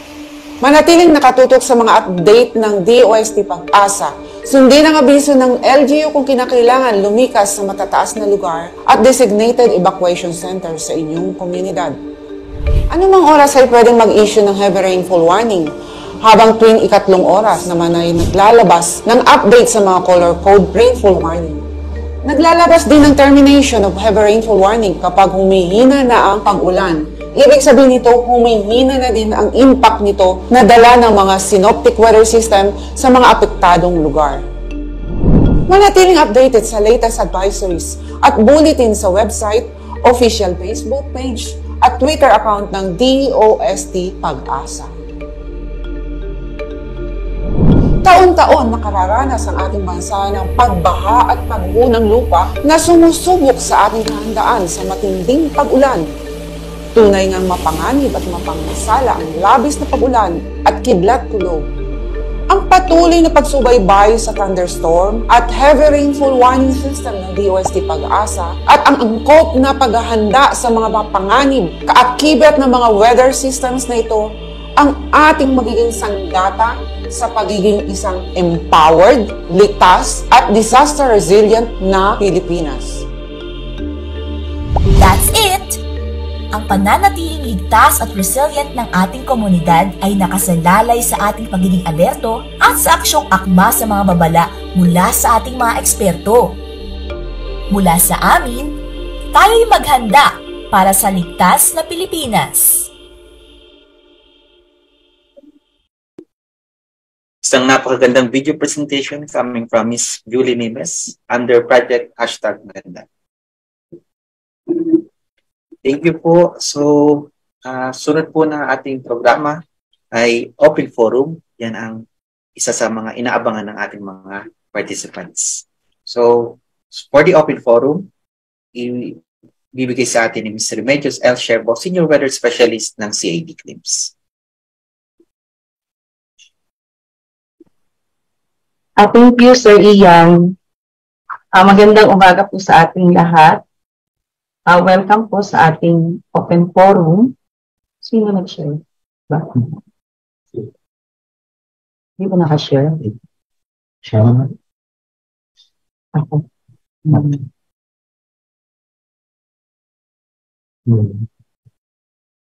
Ayan.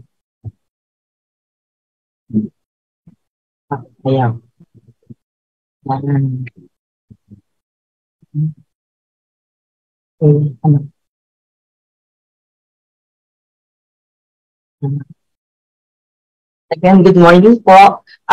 Please feel free to ask questions and write comments and suggestions in our chat box. Habol pa po kayo. May mga ilang katanungan na po tayo rito.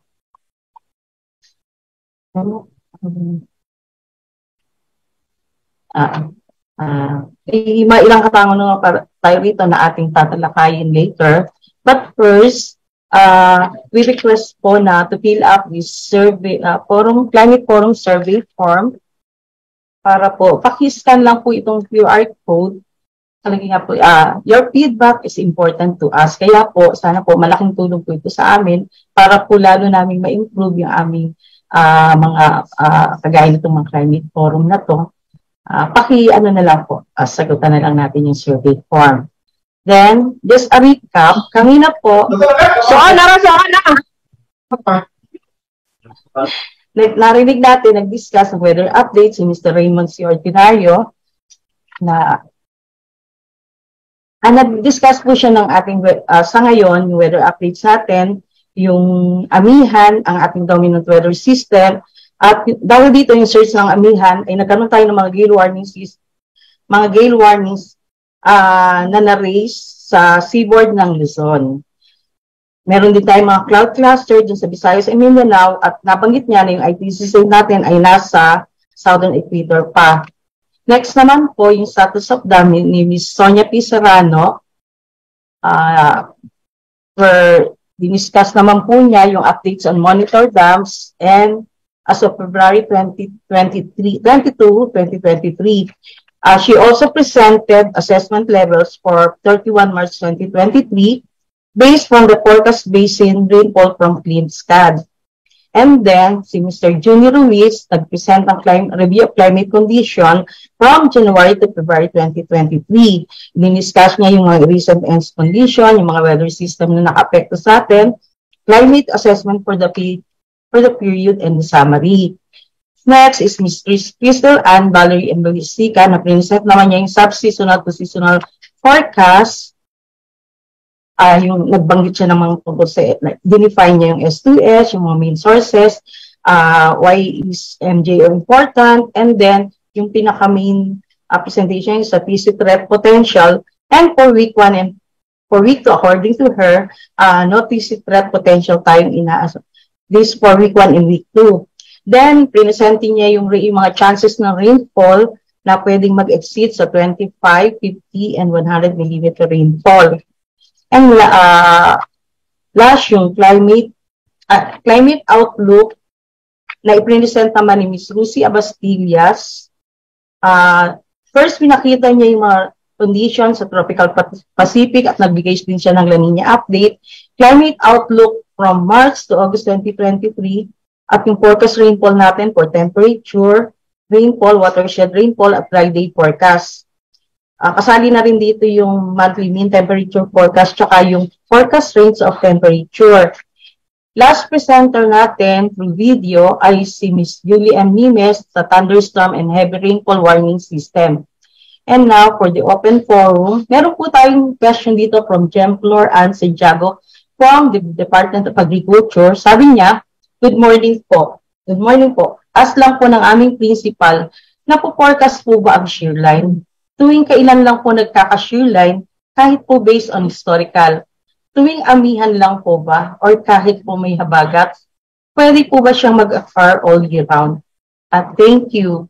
Pwede po nating tawagin yung ating resource person from the Weather Division. Sir Ordy, nandyan ka po ba?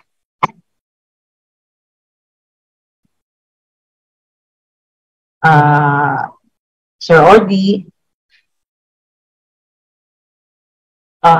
Sir Joe, Miss Ana, si Mr. Sir Joey. Yes, okay, sagutin ko lang po. Hindi po siya all year round, pero yes, para masagot po kung napo-forecast. No? Yes po, napo-forecast siya base sa mga synoptic scale na mga sistema kung makapekto sa atin. Pero to answer kung all year round po ang shear line, hindi po siya all year round, seasonal siya. Pero ang peak po niya is usually during amihan or northeast monsoon. Pero kung habagat, meron din pong shear line na apekto sa atin dahil meron tayong tinatawag dyan na mga subtropical front, yung kung familiar po sa ating mga meteorologists, yung Mayo Bayo, yun. So, nakaka-apekto doon, nag-meander din po yung frontal niya. Kaya nagkakaroon tayo ng shear line. So, pero hindi po siya all year round. Seasonal po siya. Thank you, Sir Joey. Ms. Jemplar, okay na po. Next, from Ms. CJ Blan ng Manila Water Corps.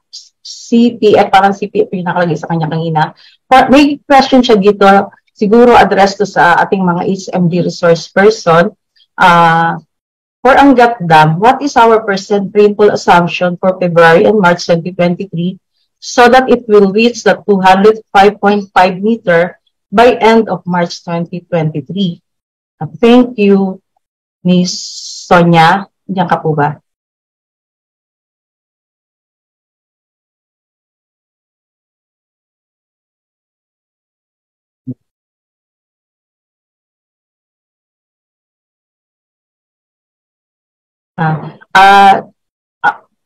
Medyo i-pass po muna natin yung question na to. Later po, try natin masagot ni Ms.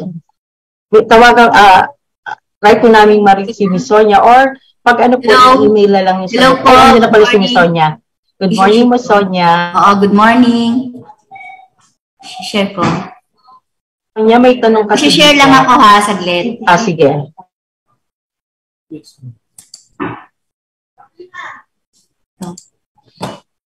Tapos, cheers.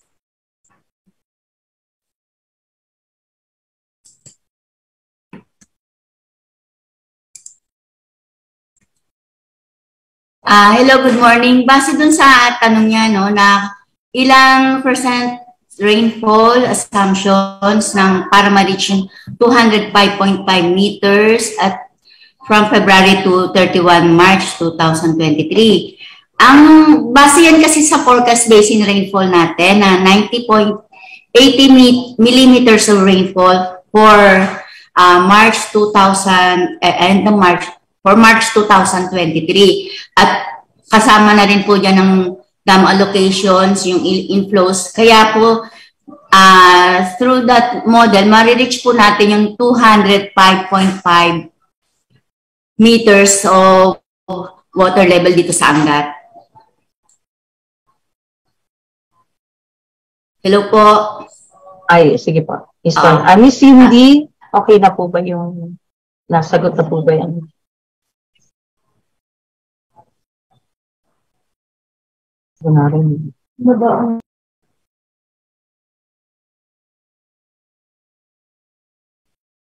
Siguro okay na siguro kay Miss Cindy. Next question. Again, from Miss Cindy Iblan. With the El Nino forecast starting June, does this mean that the impact of El Nino do not manifest yet in Angat Dam from June to August? Hindi pala ako. Teka. Sige, teka. Nasaan?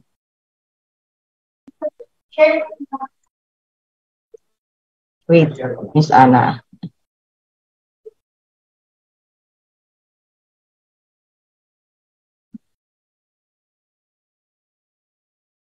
With the El Nino.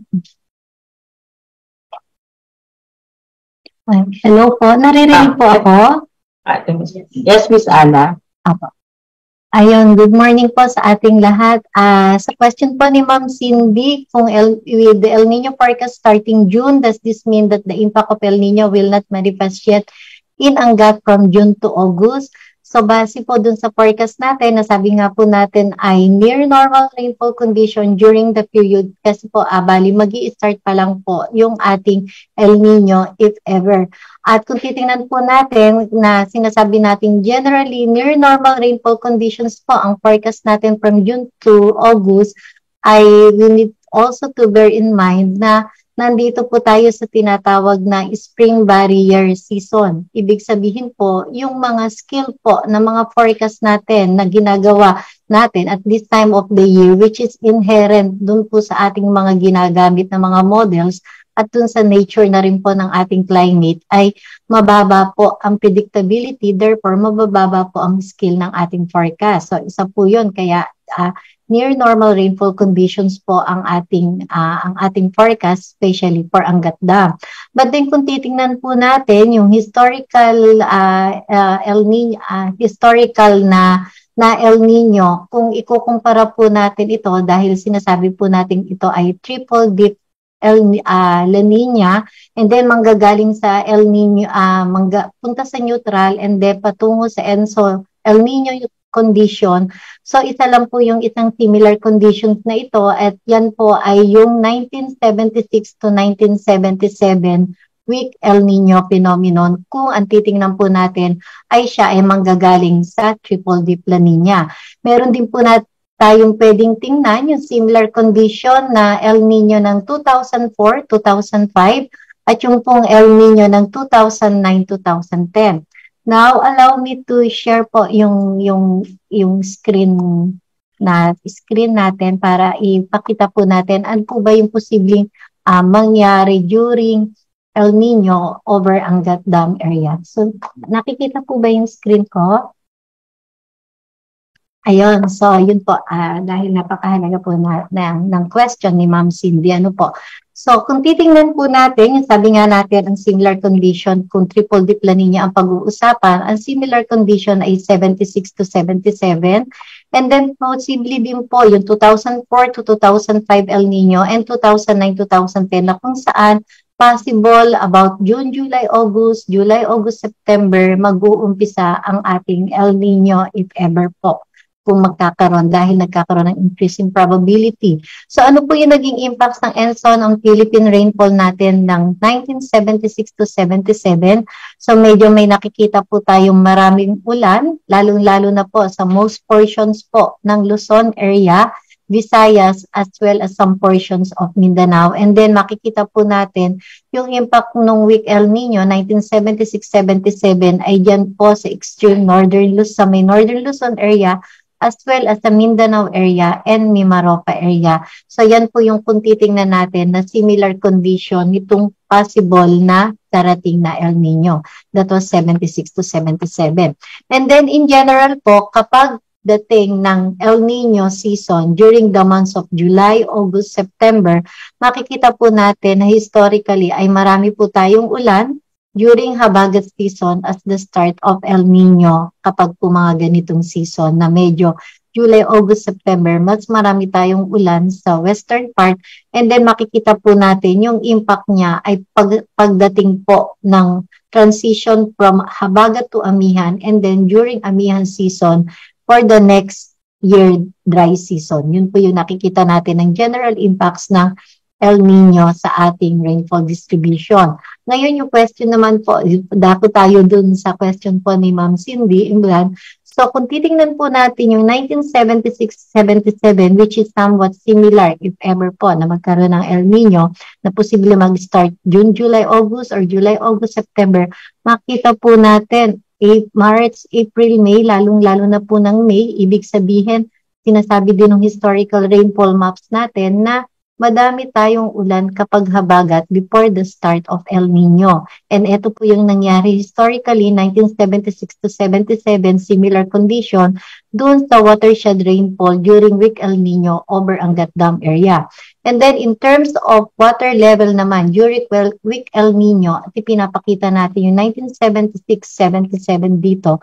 So medyo nakikita po natin na 190 water level. So, depende naman po dun sa anong pagmumula ng water level. So, makikita natin na medyo bumababa siya ng kasunod na warm and dry season ng susunod na taon. So, ibig sabihin po, kung ngayon mag-uumpisa yung weak El Nino at posible magkaroon ng epekto or impact sa Angat Water ay sa next year po, yung nakikita natin. So, yun lang po yung pinaka-kasagutan sa question ni Ma'am Cindy. Ayan, thank you po.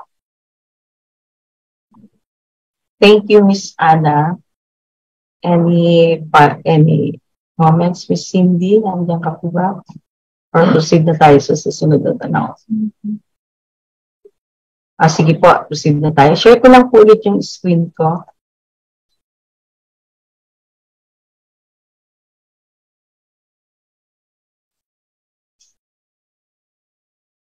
May dalawa pa po tayong last question dito. From YouTube, ito munang isa pala. From Anonymous, anong possible indication ng abrupt changes sa ENSO condition para sa habagat season natin? Miss Ana?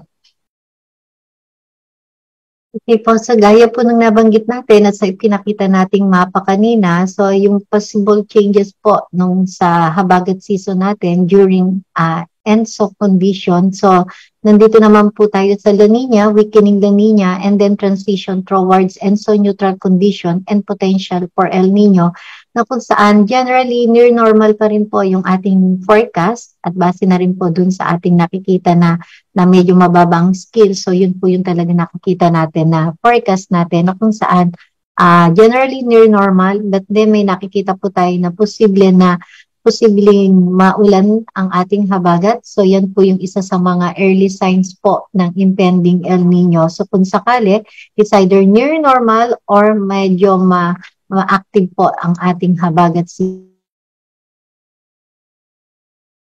natin kung ito po ay matutuloy yung potential for El Nino development. Salamat ulit, Miss Ana. Yung last question natin.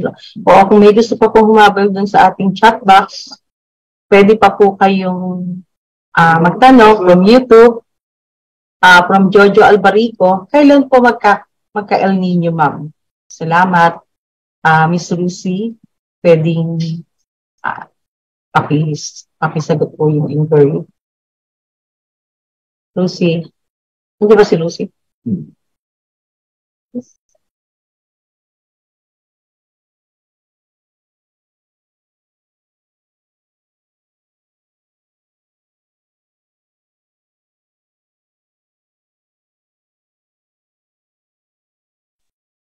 Okay, good morning. Can I share the screen muna?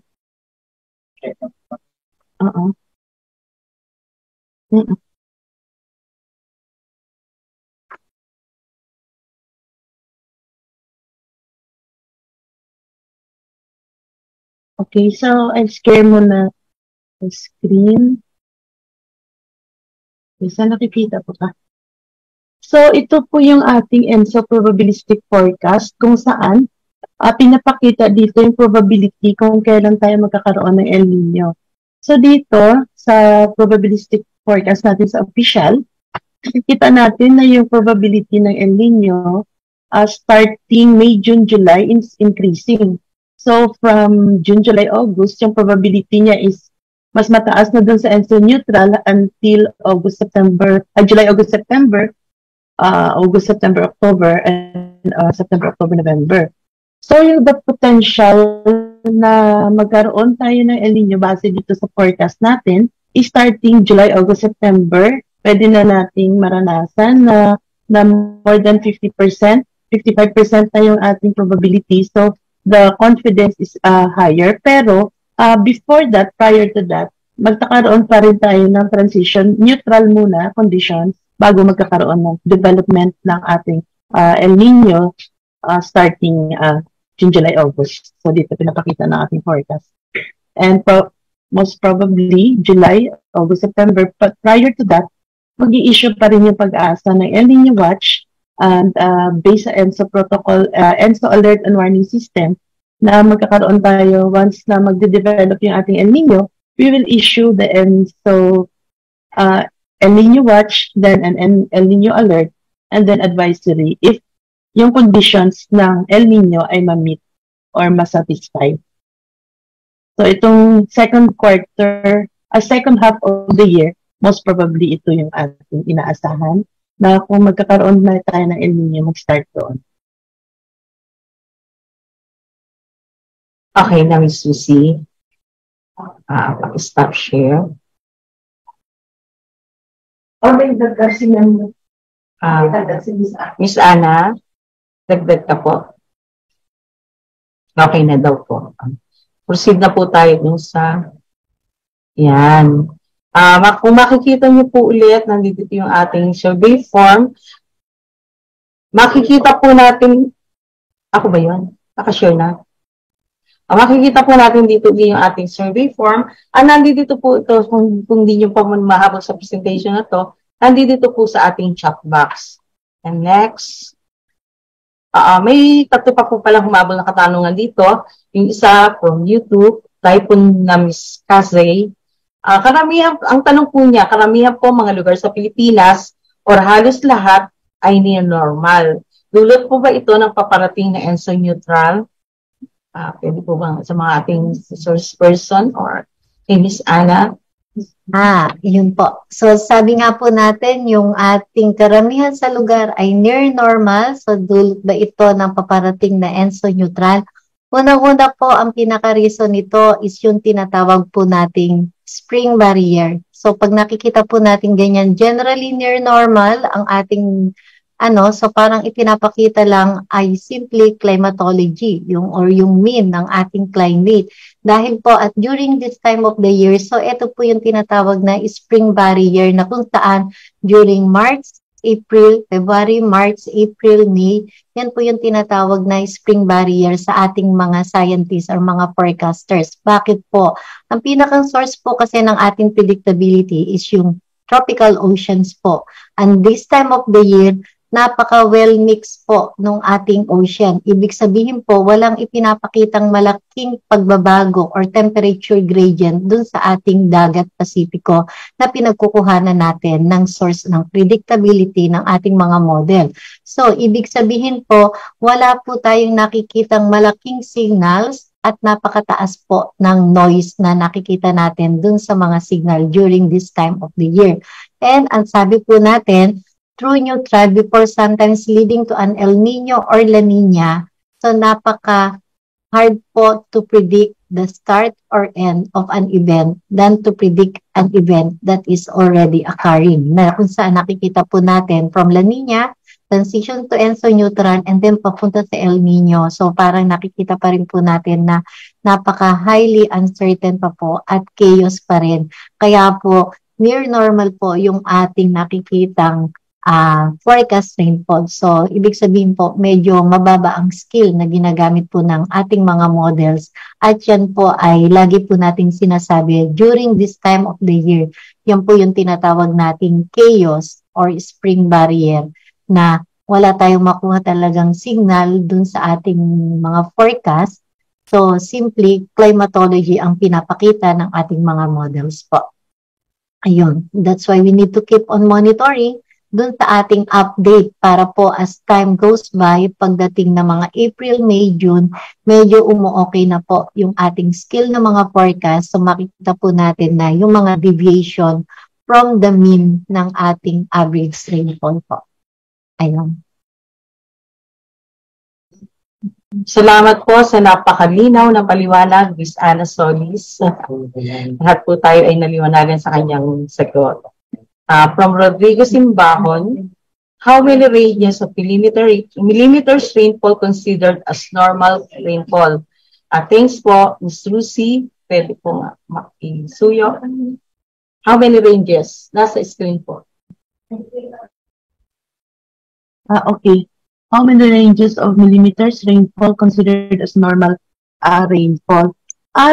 Ito po, sir, yung pag sinabi kasi nating normal rainfall, base ito sa isang lugar. So kung halimbawa yung lugar mo is depende sa climate type, kung panahon ng habagat season, ang mas maraming ulan dito sa tulad na pinakita kanina sa western section.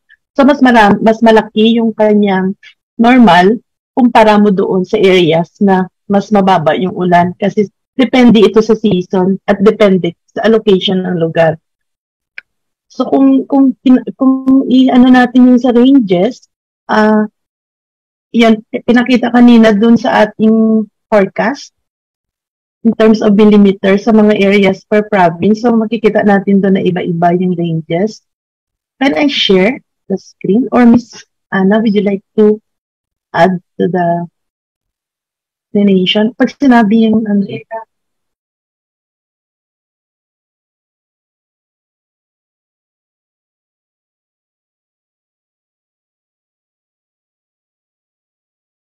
yung seasonal rainfall distribution during habagat and amihan, pwede nating ipakita. So makikita po natin, although wala po yung ihanapin natin yung mapa, yung ranges po ng ating rainfall during habagat and amihan, nakikita po natin. So ang pinakamadami po is around 10 to 12 millimeters per day ang ating amihan season. So mas marami po tayong ulan, ranges ng normal rainfall natin kapag amihan kaysa habagat po. So later po siguro ipapakita natin yung seasonal rainfall distribution. Ayun, so eto po. Thank you, Sir Joey. So, ito po yung average rainfall natin from April to September, which coincided with the habagat season. So, makikita natin na yung maraming konsentrasyon ng ating ulan along the western section ng ating bansa, lalong-lalo na po sa Luzon. So, ito po yung tinatawag nating mga climate type 1, na kung saan ang ranges po ng millimeters of rainfall niya is between, so yan, nakikita na po natin mga around 51 to more than 350 millimeters of rain. So meron pong naglalaro dyan ng mga around 700 millimeters of rain dyan po sa may parte ng Ilocos area from April to September po. Whereas dito naman po sa October to March, so yan po ay nagko-coincide sa amihan season. So yung eastern section naman po ang mas maulan. So yan po yung mga tinatawag na type 2 climate na kung saan yung rainfall distribution po natin ay medyo marami ang ulan, halos kabuuan ng Pilipinas, pero yung higher concentration po ng ulan is around 151 to more than 500 millimeters of rain. So kapag October to March po, we could get as high as more than 1,000 millimeters of rain, lalong-lalo na po dito po sa may eastern side ng Samar, sa eastern Samar. At dyan po sa may Eastern Mindanao, nakakatala po tayo ng medyo ganung mga kararaming ulan normally from October to March po. So dito po, titingnan natin, ito yung seasonal rainfall distribution na pinapakita na rin yung mean rainfall po natin in terms of millimeters during habagat and amihan season. Thank you. Thank you again, Ms. Anna. Sir Joey, yung ating question. Ayan. From YouTube again, Rolando Hakalan.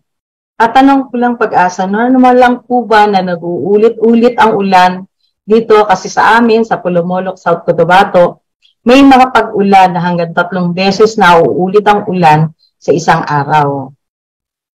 Sir Joey, pwede, since wala yung ating Tigawani Division, pwede po bang masagot? May nag-raise po ng hand ba? Nandiyan si Raymond. Nandiyan na po ba? Si Raymond? Yes po, salamat po, Teresa, for the question. So, yung tanong nyo pa, yes po, normal lang naman, especially sa Polomonok po, then, since mountain ranges po yung nakapaligid sa inyo, so possible po kasi na magkaroon tayo ng mga thunderstorm formation, especially kapag po easterlies yung hangin natin, so may nabubuong thunderstorm, titigil, then sa hapon po ulit may mga nabubuhay sa madaling araw. So usual po yan na nangyayari po dyan sa may South Cotabato area po. Thank you, Sir Raymond. Talaga palang madalas yung mga pag-ulan sa kanila. May gusto daw, magdadagdag lang daw po ng kaunting si Miss Anna Solis.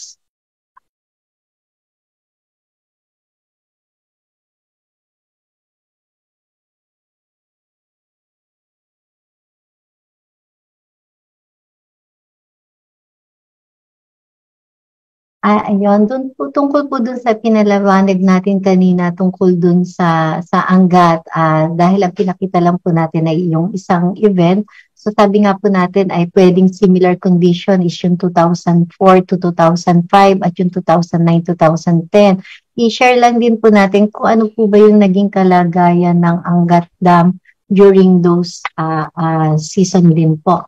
So consider po dito sa kaliwa ay yung Angat watershed rainfall during strong El Nino na i-try po natin i-consider itong 2009-2010 dahil almost similar po siya yung start ng El Nino kung sakali po na we predicted around June, July, August or July, August, September. So dito nakikita po natin yung 2009-2010. So naandito po ang rainfall. Ana, mag-share ka ba? Nakishare po ba? Hindi. Sorry. Sorry po. Ayan, so talagang pinaghandaan po namin si Angat. Hindi po. Kita na po ba ang screen natin? Okay na po. Ayan, opo.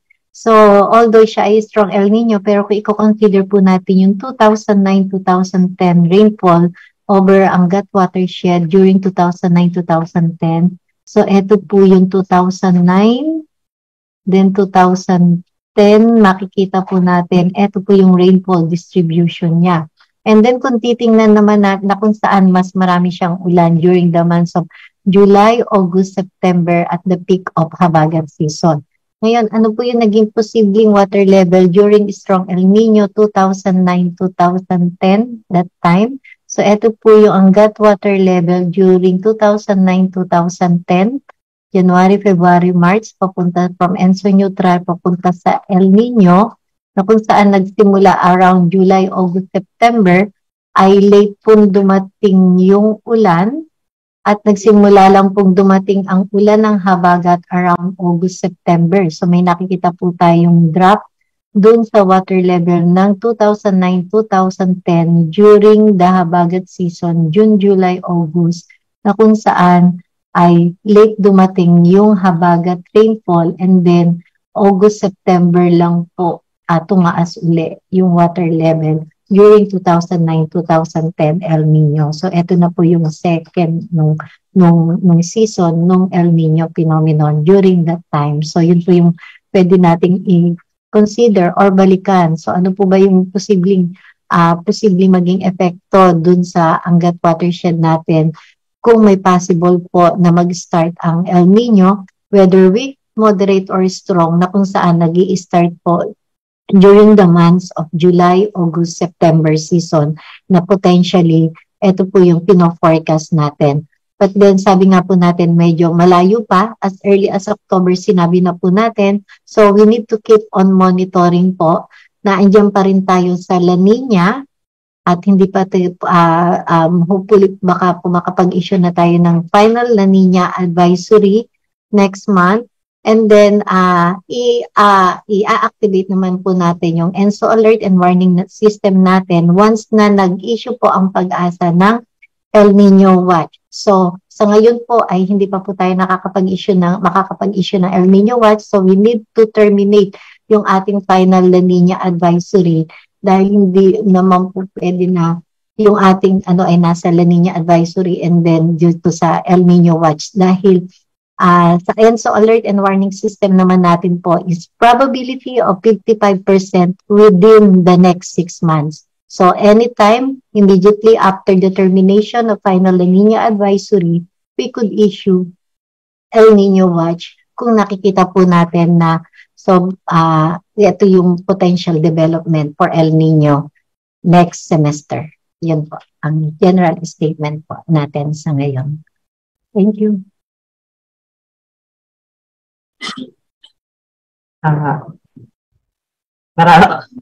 Ma'am Telma, baka po may iba si Ma'am. May gusto ka po bang idagdag?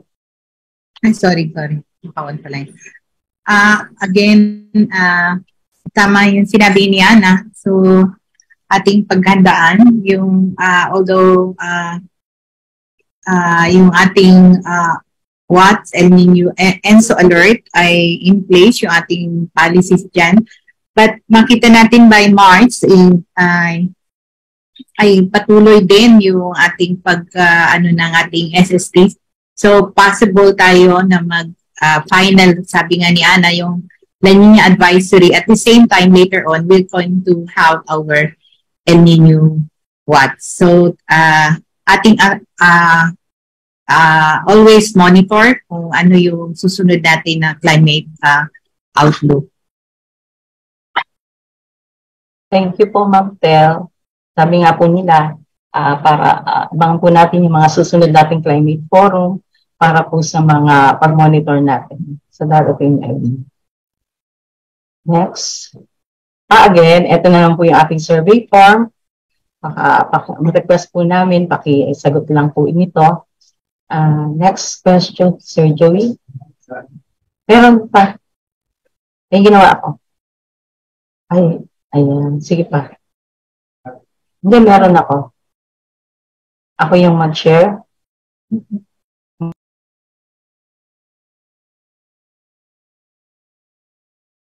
May ipapakita lang po ako saglit. Nakakatuwa na.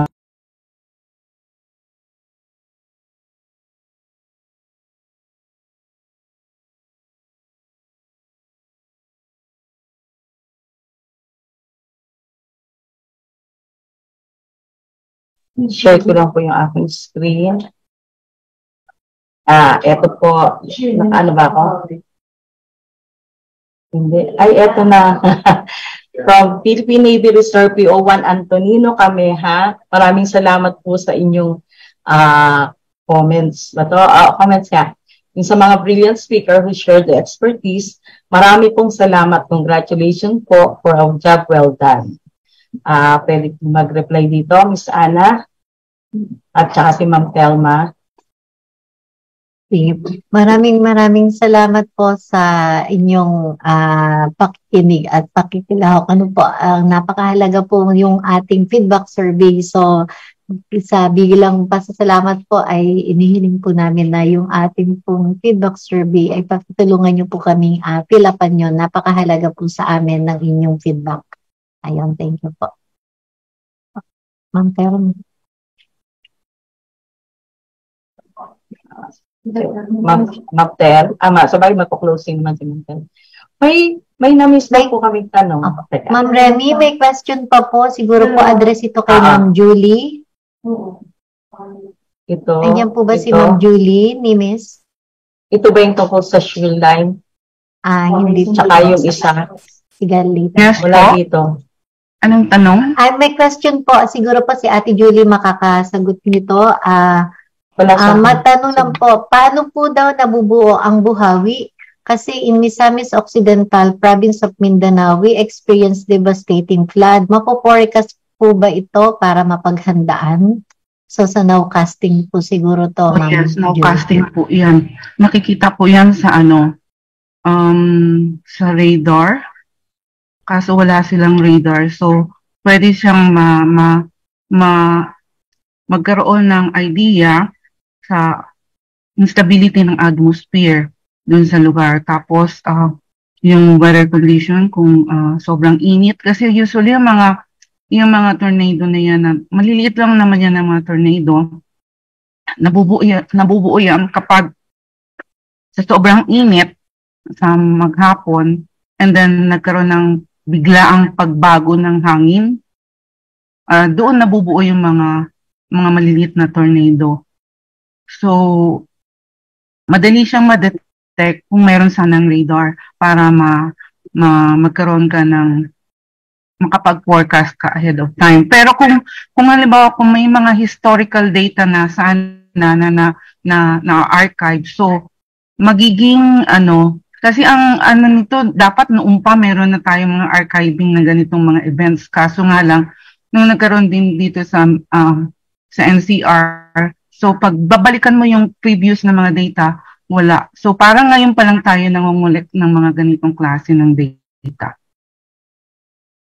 Ganun lang po.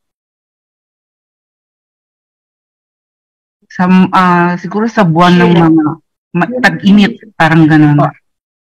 Sobrang init, nagkakaroon po ng biglaang lalo pag sa hapon na yung palubog na yung araw, kasi doon nagkakaroon ng interaction yung between malamig at saka yung init doon. Nagkakaroon ng mga pag-ikot, bilang pag-ikot ng hangin. Thank you, Miss Julie. And for the last, din, Ma'am Remy. Sige, mag-add. Sige, I think meron din pong na-archive ang Pag-asa. Meron po tayong map ng historical tornado occurrences. So, siguro po, kung sino po man yung nagtanong, lagay na lang po dito sa chat box yung email ad nyo na pwede po namin i-share kung hindi lang po available ngayon. So, meron po tayong mapa, yung mga historical tornado occurrences. So, at least, meron po tayong idea kung saan ba at kailan nag-occur yung mga tornado occurrences na yon na yung kailangan po na pwede nating mapaghandaan that could serve as your early warning po. And kasabay nung syempre, yung pagmamonitor po dun sa ibinibigay na mga issuances at advisory ng Pag-asa, lalong-lalo na po dun sa inyong mga PRSDs. Yan po. Thank you. Again, thank you, Ms. Ana. Yung last talagang question from DA Ron Harbon via Zoom. Sa tingin niyo po, hanggang kailan matatapos ang shield line? Kasi monitor din po namin ang magiging impact niya sa agricultural production. Salamat po. Sir Ordi. Yes po, Ate Remy. Thank you for that question po. No? So yung kung kailan matatapos yan, so definitely kapag wala na po tayong amihan, ay wala na rin po tayong ina-expect na shear line na magpapaulan.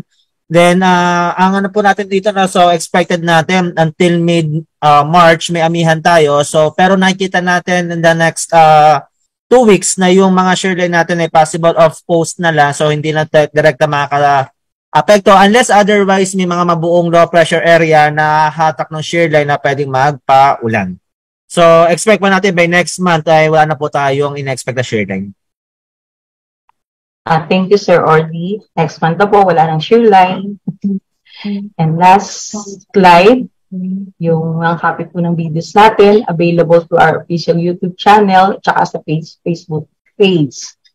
Then, siguro po, yun lamang. At maraming salamat. Back to you, Ian. Maraming salamat din po, Ma'am Remy. Yun po ang kabuuan ng ating open forum at sana po ay nagkaroon tayo ng review, mga insights for the next coming months sa ating mga klima, at mga kaalaman, lalong-lalo na magtatapos na ang La Niña condition. Sana po ay nasatisfy namin ang aming mga tagapagkinig at mga taga-subaybay sa mga programa, sa mga stakeholders po na Pag-asa at sa mga FB and YouTube participants. To formally close this forum, may we call on the Chief of the Climatology and Agrometeorology Division. Let us call on Miss Thelma A. Singh. Ang awarding. Sorry. Meron po tayong awarding na ipipresent ng ating mga kasamahan. So, mag-give ng award po ay si Miss Thelma A. Singh pa rin po, Chief of the CAD.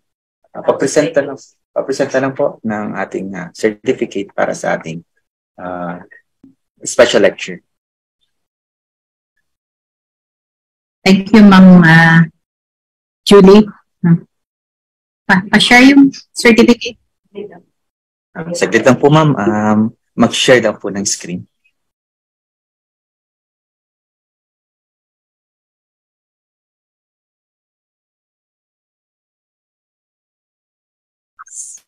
So this certificate of appreciation is presented to Ms. Julie Nemes in sincere appreciation and grateful recognition of her invaluable and unselfish support by sharing her expertise as resource person during the 157th Climate Forum. Signed, Dr. Vicente Malan.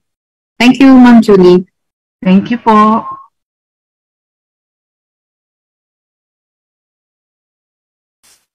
And para po sa ating closing remarks, tawagin po ulit natin si Ms. Thelma A. Singh, Chief po ng CAD.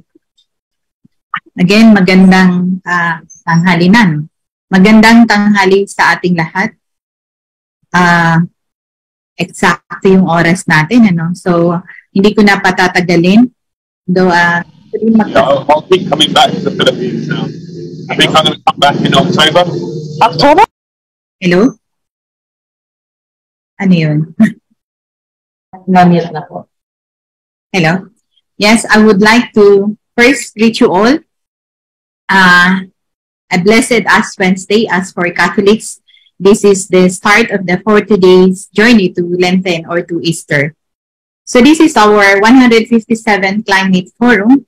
And I would like to start thanking especially our, sabi nga kanina, we have a very able resource speakers who provided valuable and very informative presentations, which are important in planning and decision-making in climate-sensitive sectors. So in behalf of our administrator and our deputy administrator, Ma'am SP, who had asked permission to leave early, I would also like to acknowledge Ma'am Nancy Lancy of the Southern Luzon PRSD, Sir Al Kiblat of the Visayas PRSD, and thank you for our partners from BA, the ILG, the LGUs, and the MDRM officers and PDRM officers.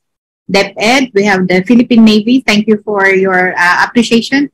PhilSA, Manila Water, NPC, R1, Ma'am Hazel.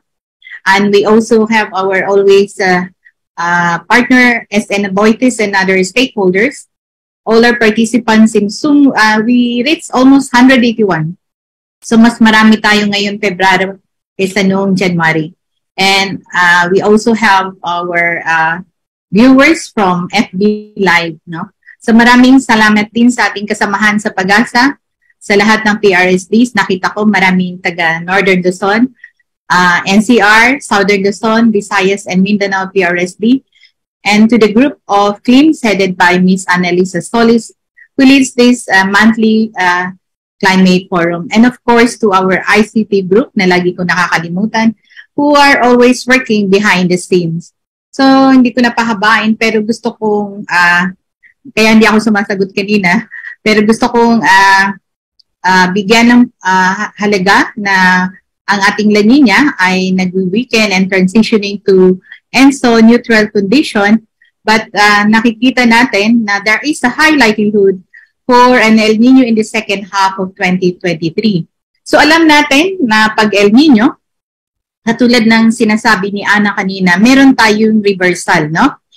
Usually in the pre-development of El Nino, we still can have experienced a wetter condition in the western part of the country during the southwest monsoon and drier in the last quarter.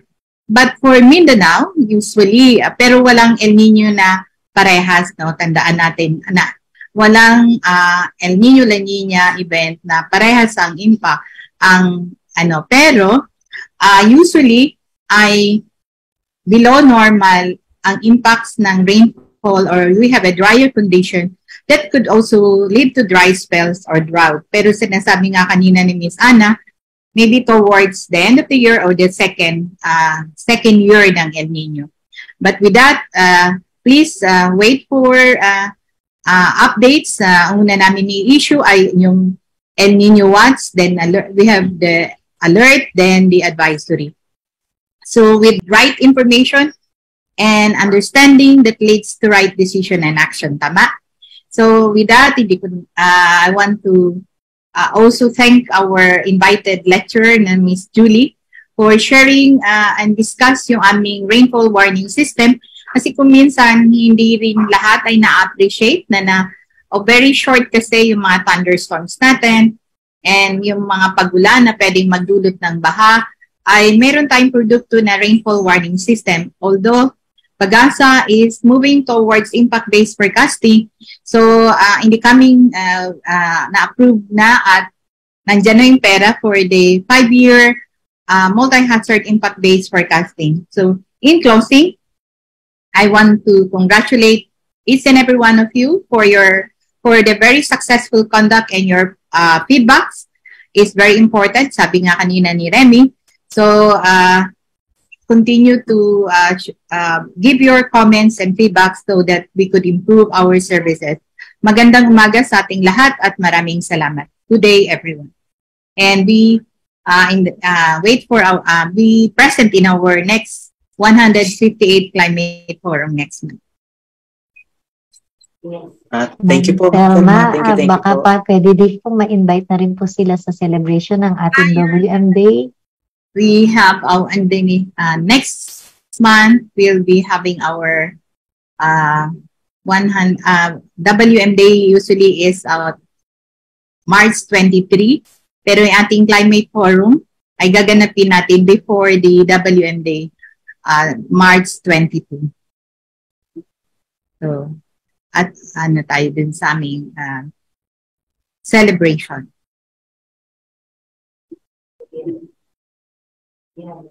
Okay po. Dagdag ko lang po, wag din pong kalimutan mag-fill up ng mga form po. Thank you. Maraming salamat sa lahat. Huwag niyo pong kalimutan mag-fill up ng yung feedback form para po mabigyan kayo ng mga presentation po natin ngayon. So that concludes our 157th Climate Forum. I am your host, Ianil Nunez. Now signing off na po. Maraming salamat po. Thank you, thank you. Maraming salamat po sa lahat. Thank you. Thank you, ICT. Thank you, everyone. Thank you, everyone, for the good presentation. Belated happy birthday, Risa. Happy birthday. Happy birthday. Ma'am Risa, happy birthday. Recording po. stop.